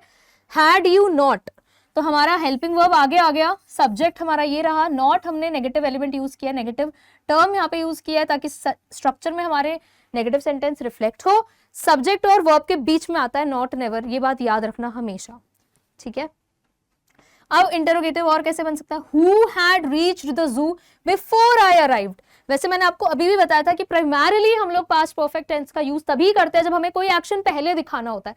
फर्स्ट वाला तो मैंने आपको स्ट्रक्चर सिखाने के लिए किया है, लेकिन एक्चुअल यूज इसका इन्हीं कॉन्टेक्स्ट में होता है। यहीं पे हम गलती करते हैं टेंसेस में, सारे सेंटेंसेस इधर उधर बना के हर टेंस में इस्तेमाल कर देते हैं, लेकिन पर्टिकुलर यूज हमें पता होना चाहिए। पास्ट इन पास्ट हमारे पास्ट परफेक्ट टेंस का प्राइमरी यूज है, ठीक है। Who had reached the zoo before I arrived, ठीक है, मुझसे पहले जू कौन पहुंचा है, क्लियर। तो हैड रीच्ड द जू, अब जो भी सवाल भले ही मैंने पूछा है कि भाई मुझसे पहले जू कौन पहुंचा, राइट, तो अराइव्ड मेरे आने से पहले कोई पहुंचा, तो ये पहुंचने का जो एक्शन है ये तो पहले हुआ होगा, राइट, तभी तो मैंने इसको पास्ट परफेक्ट में डाला। एंड बिफोर आई अराइव्ड, मैं मेरे पहुंचने से पहले का एक्शन डिनोट करवाना है ना मुझे, तो उसके लिए पास्ट परफेक्ट, ये तो सिंपल पास्ट में ही जाएगा। Now let us begin with past perfect continuous tense. Again, चोर टेंस, ये हमारे इस पास्ट का चोर टेंस है। परफेक्ट से इसने चुराया हैड, कंटिन्यूअस से इसने चुराया वर्ब की फोर्थ फॉर्म, और अपना खुद का क्या देगा, ये अपने खुद का देगा बीन, ठीक है, ओके। देखो जरा, this tense is used to express an action that was continued in the past for a given period of time. अब सिंपल सी बात है, देखो ये टेंस हम कब यूज करते हैं, जब हमारा कोई एक्शन पास्ट में एक सर्टेन टाइम पीरियड तक चल रहा होगा, ठीक है। पास्ट की बात हो रही है, प्रेजेंट की नहीं। प्रेजेंट परफेक्ट कंटीन्यूअस का अलग था कि पास्ट में शुरू हुआ, अभी भी चल रहा है, आगे कब तक चलेगा नो आइडिया, लेकिन यहाँ पे पास्ट परफेक्ट कंटीन्यूअस की बात हो रही है। So this tense is used to express an action that was continued in the past, past में कंटिन्यूड रहा for a given period of time, एक पर्टिकुलर टाइम पीरियड तक, ठीक है। अब कुछ नहीं है उसका मतलब, ओके। सिंस और for are used to show this time duration, और ये जो टाइम ड्यूरेशन है ये दिखाने के लिए कौन होता है, सिंस एंड फॉर। पीछे हम इसका यूज ऑलरेडी पढ़ चुके हैं, एग्जाम्पल देख लेते हैं। Riya had been suffering from fever since Tuesday, okay. Riya जो है वो फीवर से सफर कर रही है, सिंस ट्यूसडे कर रही थी, not present past. Translation avoid करो बिल्कुल यहाँ पे, ठीक है। Riya had been suffering from fever since Tuesday. Now we had been studying for 3 hours, तो जैसा प्रेजेंट परफेक्ट कंटिन्यूअस था, बस उसी का पास्ट वाला कॉन्टेक्स्ट में ये है। प्रेजेंट में वो था, पास्ट में ये है, ओके, ठीक है। अब यहाँ पे भी ऐसा कोई टेंशन नहीं है कि भाई कहाँ पर हैड लगेगा कहाँ नहीं लगेगा, ऐसा कोई स्ट्रेस नहीं है। सारे सब्जेक्ट्स के साथ आप हैड बिन लगा सकते हो, आई हो, यू हो, वी हो, सबके साथ लग जाएगा। They really needed a break, उन्हें ब्रेक की पूरी बहुत जरूरत थी, because they had been working for 8 hours straight, क्योंकि वो 8 घंटे तक लगातार काम कर रहे थे। अब देखो बात पास्ट की हो रही है ना, अब थोड़ी कर रहे हैं, 8 घंटे तक लगातार काम कर रहे थे पास्ट में, तो कंटिन्यूटी जो भी चल रही है पास्ट की चल रही है, प्रेजेंट से नहीं है उसका कनेक्शन, ओके, ठीक है। We had been studying for 3 hours, 3 घंटे से पढ़ रहे थे, तो अब थोड़ी पढ़ रहे हैं, पास्ट की बात हो रही है, कंटिन्यूटी पास्ट में चल रही थी, ओके। नेगेटिव सेंटेंसेस देखो, they had not been living here since 1999, ठीक है। They had not been living here since 1999, वो यहाँ, अब देखो सिंस का मैंने आपको बताया था एग्जैक्ट टाइम बताएगा, तो 1999 से वो यहाँ नहीं रह रहे हैं, ओके, ठीक है। उससे पहले रहते थे, अब 1999 से पहले रहते थे लेकिन तब से नहीं रह रहे, तो पास्ट का ही एक एक्शन है, कंटिन्यूअस था एक पॉइंट तक, फिर प्रेजेंट का कोई कनेक्शन वहां पर नहीं है। She had not been writing a letter for 3 hours, 3 घंटे से वो लेटर नहीं लिख रही थी, ठीक है, पास्ट टेंस। सो कंटिन्यूटी है लेकिन related to the past, past से पूरा कनेक्शन है यहाँ पे। इंटेरोगेटिव किस तरह से जाएगा? Had you not been reading the book since morning? Now questioning, question कर रहे हैं हम, तो ऑब्वियस है हमारा हेल्पिंग वर्ब आगे जाएगा, सब्जेक्ट ये रहा, बार बार मैं बता रही हूँ नॉट इधर आ जाएगा, been reading the book since morning, okay, सुबह से, सिंस मॉर्निंग। ट्रांसलेशन बिल्कुल नहीं करना है, ये बात आप याद रखोगे।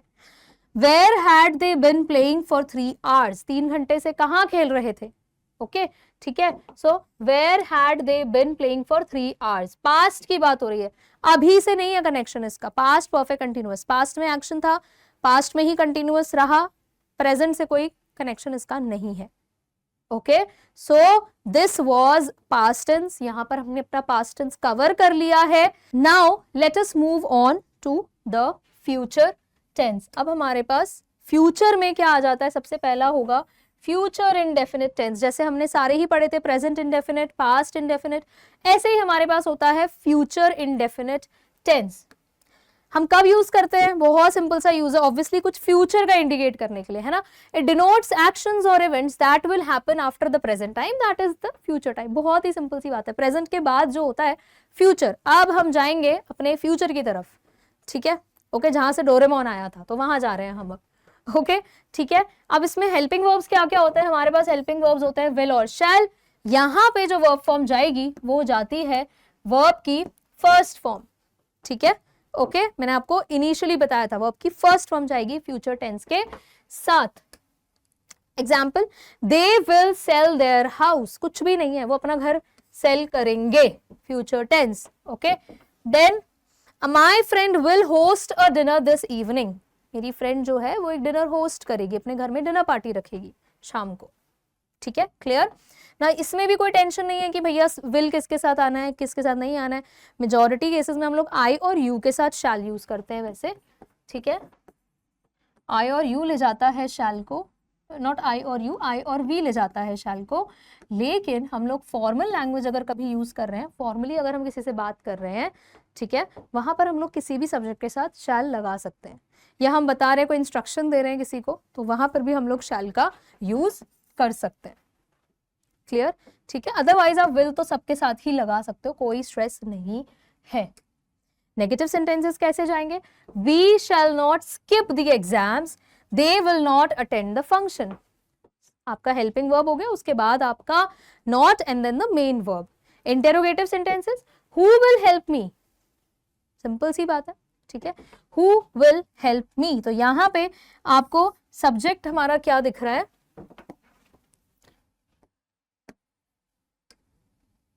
ओके, सब्जेक्ट क्या है देखो, हु विल हेल्प मी। अब यहाँ पे सेंटेंस क्या है? I am so sorry, sentence क्या है? हु विल हेल्प मी। अब यहाँ पे सब्जेक्ट क्या हो गया आपका? मी, मेरी मदद कौन करेगा, ठीक है। तो हमेशा ये मत सोचना कि आई या यू या शी या इस तरह से ही कुछ लगा होगा, लेकिन फ्यूचर का सेंटेंस है, इंटेरोगेटिव में है, that is why I have mentioned it here. Then will she not come to the party, interrogative negative sentence, ठीक है, क्या वो पार्टी में नहीं आएगी? तो will she not come to the party. That is how we create sentences in future tense.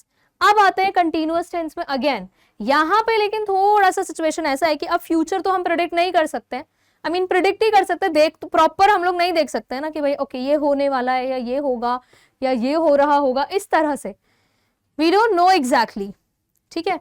तो हम ये सोच के चलते हैं कि भाई कोई एक ऐसा एक्शन जो कंटिन्यूटी में है लेकिन कब? फ्यूचर में ऐसा हो रहा होगा, ओके, ठीक है। पास्ट और प्रेजेंट का तो देखो हम लोग कनेक्ट कर सकते हैं, फ्यूचर का थोड़ा सा हाइपोथेटिकल सिचुएशन हो जाता है। The future continuous tense is used to describe actions ongoing in the future. याद रखना कंटिन्यूअस का मतलब ही होता है कंटिन्यूटी, ये वेव बना लो बिल्कुल, कंटिन्यूअस सुनते ही दिमाग में ये वेव आ जानी चाहिए। It is used when an action is promised or thought to be going on at a specific time या context in the future. कोई भी एक्शन अगर इस तरह से सोचा या प्रॉमिस भी किया जाता है कि ये होगा किसी एक गिवन टाइम में, फ्यूचर के किसी भी एक स्पेसिफिक टाइम में कोई एक्शन हो रहा होगा, ऐसा बोला जाता है, वहां पर हम लोग फ्यूचर कंटिन्यूअस टेंस का यूज करते हैं। कंटिन्यूटी वाला एलिमेंट याद रखना, ठीक है।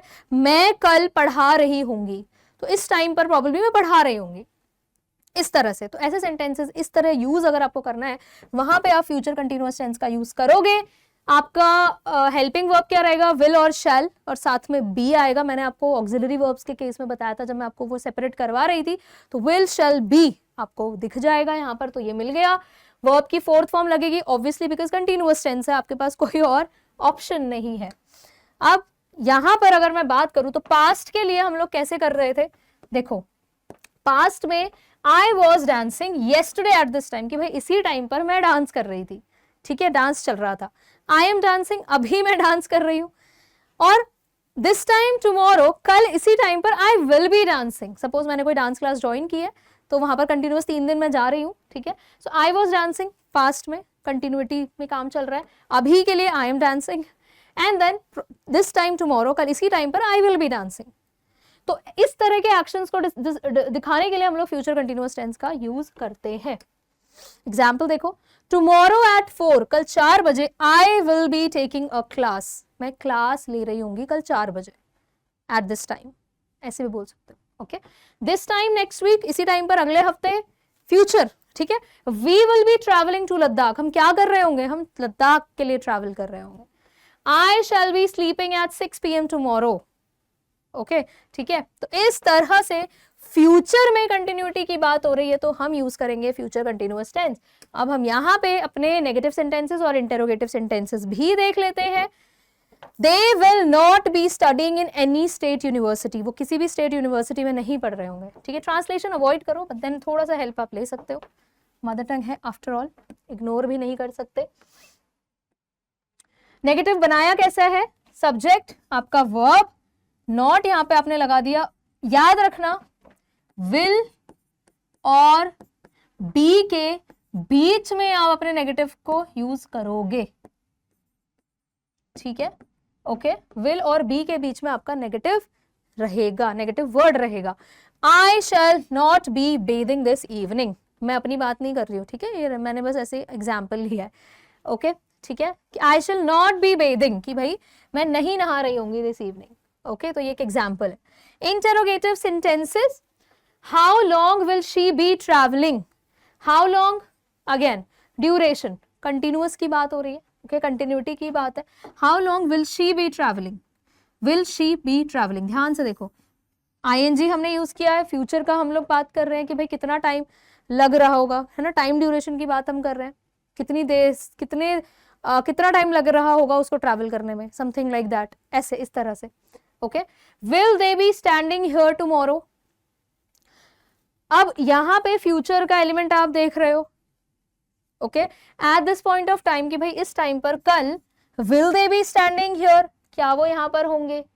Okay, let us not translate, but then एक फ्यूचर के लिए मैं आपको इंडिकेशन देने के लिए, एक्सप्लेन करने के लिए बता रही हूँ, will they be standing. Okay, so this is future continuous tense. अब इसके बाद हमारे पास आ जाता है फ्यूचर परफेक्ट टेंस। मैंने आपको बताया था परफेक्ट की अगर हम बात कर रहे हैं तो उसका कनेक्शन होता है कंप्लीशन ऑफ एन एक्शन के साथ, ठीक है। अगर आपका स्टेटस ऑफ वर्क क्या है, यहाँ पे कंप्लीशन की बात हो रही है, कंप्लीटेड एक्शन, राइट। तो आप देखो जल्दी से क्या है, थोड़ा सा कनेक्शन यहाँ पे। This tense is used to describe an action which will be completed at some point of time in the future. Future में किसी मोमेंट पे वो काम जो है कंप्लीट होगा। मैंने कहा है आपको परफेक्ट के लिए completion, result. The future perfect tense has a deadline, और एक डेडलाइन भी होगी, देखो। और यहाँ पे स्ट्रक्चर क्या है, विल हैव, वर्ब की थर्ड फॉर्म, याद रखना। ओके, ठीक है।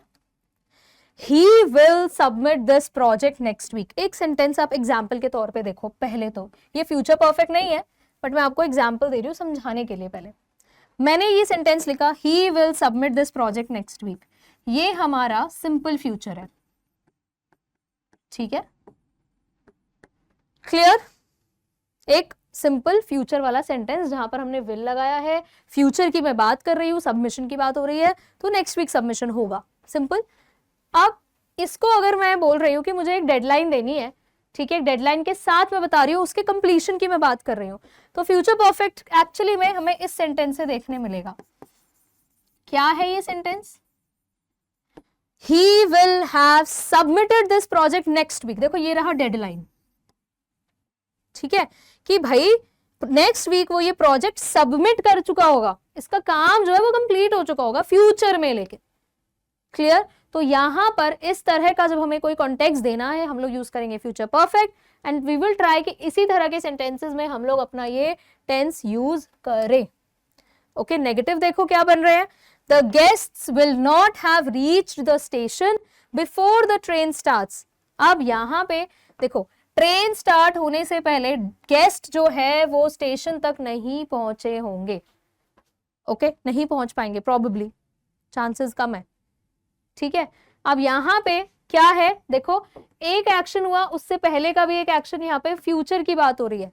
फ्यूचर परफेक्ट में कहीं ना कहीं हम लोग पास्ट परफेक्ट जैसा कनेक्ट कर सकते हैं, वो पास्ट एंड पास्ट था, तो थोड़ा सा फ्यूचर परफेक्ट के केस में एक एक्शन से पहले थोड़ा सा कोई और एक्शन अगर हुआ है तो उसके लिए भी हम लोग फ्यूचर परफेक्ट टेंस यहाँ पर एक्सप्रेस कर सकते हैं। Now the guests will not have reached the station, guest जो है उनका जो ये पहुंचने का एक्शन, नहीं पहुंचने का एक्शन है, ये तो कंप्लीट है कि वो नहीं पहुंचने वाले, ये वाला जो काम है ये हो जाएगा, नहीं पहुंचने का। ठीक है, completed. She will not have watched this anime या anime, जो भी आप लोग बोलते हो anime, before next Sunday. ठीक है, नेक्स्ट संडे से पहले। Now see again a deadline is here, यहां पर भी देखो before the train starts, deadline is here, यहां पर भी डेडलाइन है। सो डेडलाइन आपको जरूर मिलेगी फ्यूचर परफेक्ट टेंसेस में, आप लोग बनाया भी करो तो डेडलाइन जरूर रखा करो, उसी केस में हम लोग फ्यूचर परफेक्ट का ज्यादा यूज करते हैं। She will not have watched this anime, वो ये एनिमे फ्यूचर की बात हो रही है। ठीक है, इस एनिमे को वो नहीं देख पाई होगी। She will not have watched this anime before next Sunday, next Sunday से पहले पॉसिबल नहीं है। ओके, इंटेरोगेटिव सेंटेंसेस कैसे जाएंगे, will he not have gone before they reach. Now यहाँ पे स्ट्रक्चर देखो हमारा किस तरीके का है, विल हमारा ये हेल्पिंग वर्ब हो गया फ्यूचर का, ओके, ही हमारा सब्जेक्ट हो गया, not is the negative part here, have gone. ठीक है, ये हमारा हैव जो है वो हमारे फ्यूचर परफेक्ट का एक तरह से हेल्पिंग वर्ब है जो विल के साथ जाता है, गॉन हमारी वर्ब की थर्ड फॉर्म है। तो यहाँ पे हमारा जो सेंटेंस बना वो कैसे बना, विल हैव जो हम लगाते हैं उसके बीच में हमारा सब्जेक्ट भी आ गया, नेगेटिव जो टर्म हमारी है वो भी आ गई। ठीक है, और तब जाके हमारे पास यहाँ हैव लगेगा। ठीक है, तो विल और हैव के बीच में आएगा ही and not, before they reach. Okay, will he not have gone before they reach. तो कहीं ना कहीं आप देख रहे हो ऑलमोस्ट हर सेंटेंस में वी हैव अ डेडलाइन, तो मिलेगा ही। करेक्ट यूसेज इसका तभी है जब आप कोई डेडलाइन रख रहे हो फ्यूचर एलिमेंट में। Will she have eaten before everyone eats, सबके खाने से पहले क्या वो खा लेगी। ठीक है, फ्यूचर की बात हो रही है। ओके, खा चुकी होगी। Will she have eaten before everyone eats, now this is the deadline, this is the deadline. Okay, तो एक डेडलाइन से पहले जो एक्शन की बात हो रही है वो कंप्लीट फ्यूचर के रेफरेंस में बात हो रही है। ठीक है, फ्यूचर में याद रखना है आपको। तो फ्यूचर में एक डेडलाइन तक कोई भी एक्शन जब कंप्लीशन की उसकी बात होगी वहां पर हम लोग फ्यूचर परफेक्ट का यूज करेंगे। अब हम देखते हैं फ्यूचर परफेक्ट कंटिन्यूअस टेंस क्या होता है। इट रेफर्स टू इवेंट्स और actions that are currently unfinished. कौन से एक्शंस को रेफर करता है जो अभी फिलहाल कंप्लीट नहीं हुए हैं। ठीक है, लेकिन at some point of time वो कंप्लीट हो जाएंगे फ्यूचर में। कभी अभी अनफिनिश्ड है, अभी वो काम कंप्लीट नहीं हुआ। कंप्लीशन की बात हमारी परफेक्ट टेंस में थी, यहां पे वो काम कंप्लीट नहीं हुआ है और फ्यूचर में कभी वो कंप्लीट हो जाएगा। ओके, और यहां पर एक टाइम एक्सप्रेशन आपको जरूर मिलेगा। अभी आप देखोगे सेंटेंस में, जैसे हमारे पास फ्यूचर में क्या होता है, बाय नेक्स्ट मंथ, ठीक है, बाय टुमारो, या जो भी आप इस तरह से एक्सप्रेशंस देते हो फ्यूचर के, तो वो टाइम एक्सप्रेशन आपको इन सेंटेंसेस में भी मिलेगा। ओके, ऑल्सो एक चीज का आपको ध्यान रखना है कि अब क्योंकि हम ये फ्यूचर के एक अनफिनिश्ड एक्शन को और उसके कंप्लीशन को कनेक्ट कर रहे हैं, तो एक तरह से देखा जाए तो हम लोग पास्ट में भी तो देखेंगे ना। फ्यूचर से हम पास्ट को ही तो देख रहे हैं कि भाई वो अनफिनिश्ड एक्शन है और एक टाइम बाद जाके वो पूरा होगा। Okay, and want to emphasise the length और ड्यूरेशन ऑफ एन एक्टिविटी, और यहां से ये काम शुरू हो गया। पास्ट का मेरा मतलब वो पास्ट नहीं हो गया। ठीक है, फ्यूचर के पॉइंट ऑफ व्यू से मैं बात कर रही हूं कि भाई फ्यूचर से अगर हम देख रहे हैं, ठीक है, फ्यूचर से अगर हम देख रहे हैं तो अगर मैं आज से बात शुरू कर रही हूं तो ये फ्यूचर के लिए पास्ट हो गया। ठीक है, आज से अगर मैं सेंटेंस फ्रेम कर रही हूँ, आपको एग्जांपल के थ्रू आई विल एक्सप्लेन। तो यहाँ पे जो ये टाइम ड्यूरेशन होता है फ्यूचर में कंप्लीशन तक का, अनफिनिश्ड एक्शन कि जब बात हो रही है तब से लेकर उसके फिनिश होने तक का जो ड्यूरेशन है, उसको जो एम्फसाइज किया जाता है, उस पर जो जोर डाला जाता है, उसको एक्सप्रेस करने के लिए हमारे पास होता है फ्यूचर परफेक्ट कंटिन्यूअस टेंस। ठीक है, बहुत ही कम यूज है इसका स्पोकन इंग्लिश में, बच्चे यूज करते नहीं है, या आप लोग और टेंसेस से इसका यूज करके निपटा देते हो, लेकिन इसका एक्चुअल यूज यही है। अब स्ट्रक्चर क्या है देखो, विल हैव के साथ बिन और वर्ब की फोर्थ फॉर्म, क्योंकि कंटिन्यूअस है यार, देखो आईएनजी तो लगेगा ही, ING form of the verb. Example देखो, by next April we shall have been leaving for the USA. Example मान लो कि मैं आज की बात कर रही हूँ, प्रेजेंट, अभी क्या चल रहा है, अभी सितंबर चल रहा है, ठीक है। अब मेरा क्या है, एक्शन क्या है, लीव करने का एक्शन है, अभी मैं चली गई हूं, नहीं गई हूं, अनफिनिश्ड एक्शन है, ठीक है, जो कब जाके पूरा होगा, एक पॉइंट ऑफ टाइम पर पूरा होगा फ्यूचर में, और वो क्या टाइम एक्सप्रेशन है, वो नेक्स्ट अप्रैल है। तो नेक्स्ट अप्रैल में जाके वो फिनिश्ड एक्शन हो जाएगा, तब इस केस में हम लोग यूज करेंगे हमारा फ्यूचर परफेक्ट कंटिन्यूअस टेंस। और मैंने देखो उसको पूरा अच्छे से स्ट्रेस सा डाला हुआ है कि we shall have been living for the USA, हम यूएसए जा रहे हैं। ओके, कब तक, नेक्स्ट अप्रैल तक। अब आप लोग, कई लोग इसको यूज वैसे कर लेते हो कि we will leave for the USA by next April, तो एक तरह से ग्रामेटिकली इनकरेक्ट हो गया, ठीक है। ओके, बाय नेक्स्ट अप्रैल जैसे टाइम एक्सप्रेशन हम दे रहे हैं, तो वहां पे तो we should use future perfect continuous tense, but आपको कोई टोकता थोड़ी है इस चीज में, इग्नोर कर दिया जाता है, राइट। लेकिन आपको अगर प्रिसाइज और करेक्ट यूज सीखना है तो आप इस तरह से उसका यूज करेंगे। Another example, please cook dinner tonight, I will have been teaching the entire day. ठीक है, यहां पे please cook dinner tonight, I will have been teaching the entire day. Now यहां पे अपने उस एक्शन को एम्फसाइज करा जा रहा है, उसके लेंथ को, उस एक्टिविटी के लेंथ को एम्फसाइज किया जा रहा है कि भाई पूरा दिन टीचिंग का जो एक्शन है वो पूरा दिन भर लग के कंप्लीट होगा, अभी हुआ नहीं है बट देन फिनिश होगा at some point of time in future. तो प्लीज कुक डिनर टुनाइट, आज खाना बना लेना। ओके, अनदर एग्जाम्पल देखो, when he quits his job next week, okay, ठीक है, he, अब ये scheduled है, planned action है कि भाई when he quits his job next week, जब वो अपनी जॉब क्विट करता है next week, he will have been working there for 2 hours, okay, not 2 hours, यहाँ पे होना चाहिए था 2 years, hours तो नहीं होना चाहिए था, 2 घंटे से थोड़ी काम कर रहा है। अब अगले हफ्ते सपोज कोई जॉब क्विट करने का एक्शन कर रहा है, quits, ठीक है, this is the verb here, लेकिन नेक्स्ट जिस भी दिन वो अपनी उस जॉब को क्विट करता है उसको 2 साल हो जाएंगे, ठीक है। He will have been working there for 2 years, तो उसके इस काम को 2 साल कब होंगे, नेक्स्ट वीक, जब वो क्विट करता है। तो ये होने का, कंप्लीट होने का, उसके काम को 2 साल होने का जो ये अनफिनिश्ड एक्शन है, ये कब फिनिश होता है, फ्यूचर में at some point of time. Okay, ठीक है, तो ऐसे केसेस में भी हम फ्यूचर परफेक्ट कंटिन्यूअस का यूज करते हैं। Now let us read one more example, we are late, I think they will have been waiting for us, we would better go.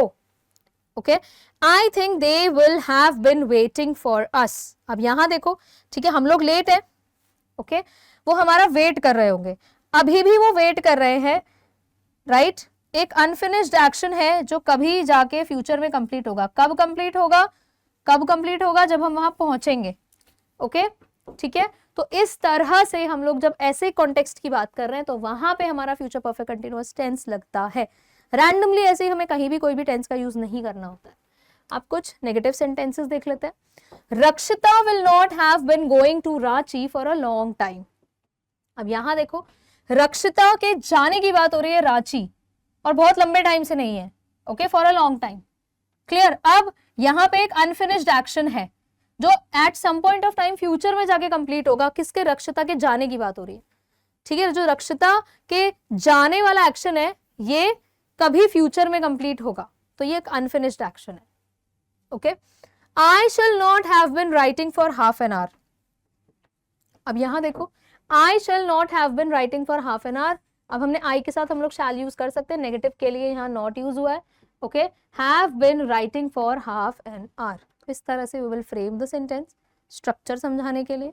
Interrogative sentences कैसे हैं, will they have been playing for some time. हमने क्या किया, हमने अपने helping verb को आगे कर दिया, सब्जेक्ट हमारा ये रहा, have been is right here, playing. तो थोड़ा सा ना यहाँ पर आपको ध्यान में रखना है कि स्ट्रक्चर के बच्चे कई बार ना विल दे हैव प्लेइंग बिन ऐसे कर देते हैं, तो वो मत करना प्लीज, ठीक है। Will they have been playing for some time, okay.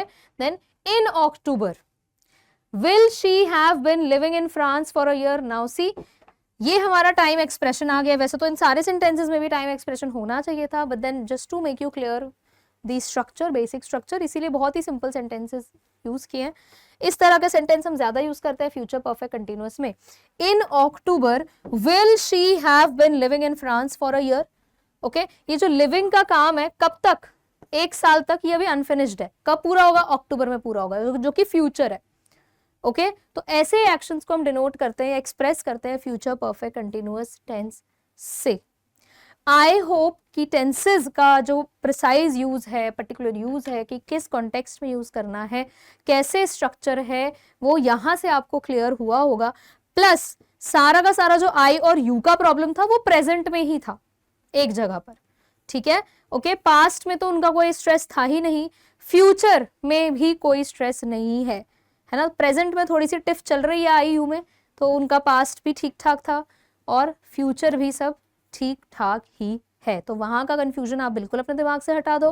Plus future perfect continuous और फ्यूचर परफेक्ट टेंस जो है हमारे बहुत कम, बहुत ज्यादा यूज नहीं होते हैं, हम लोग नहीं यूज करते हैं, ठीक है। लेकिन इनका जो प्रिसाइज यूज है वो इसी तरह से है जैसा मैंने आपको एक्सप्लेन किया।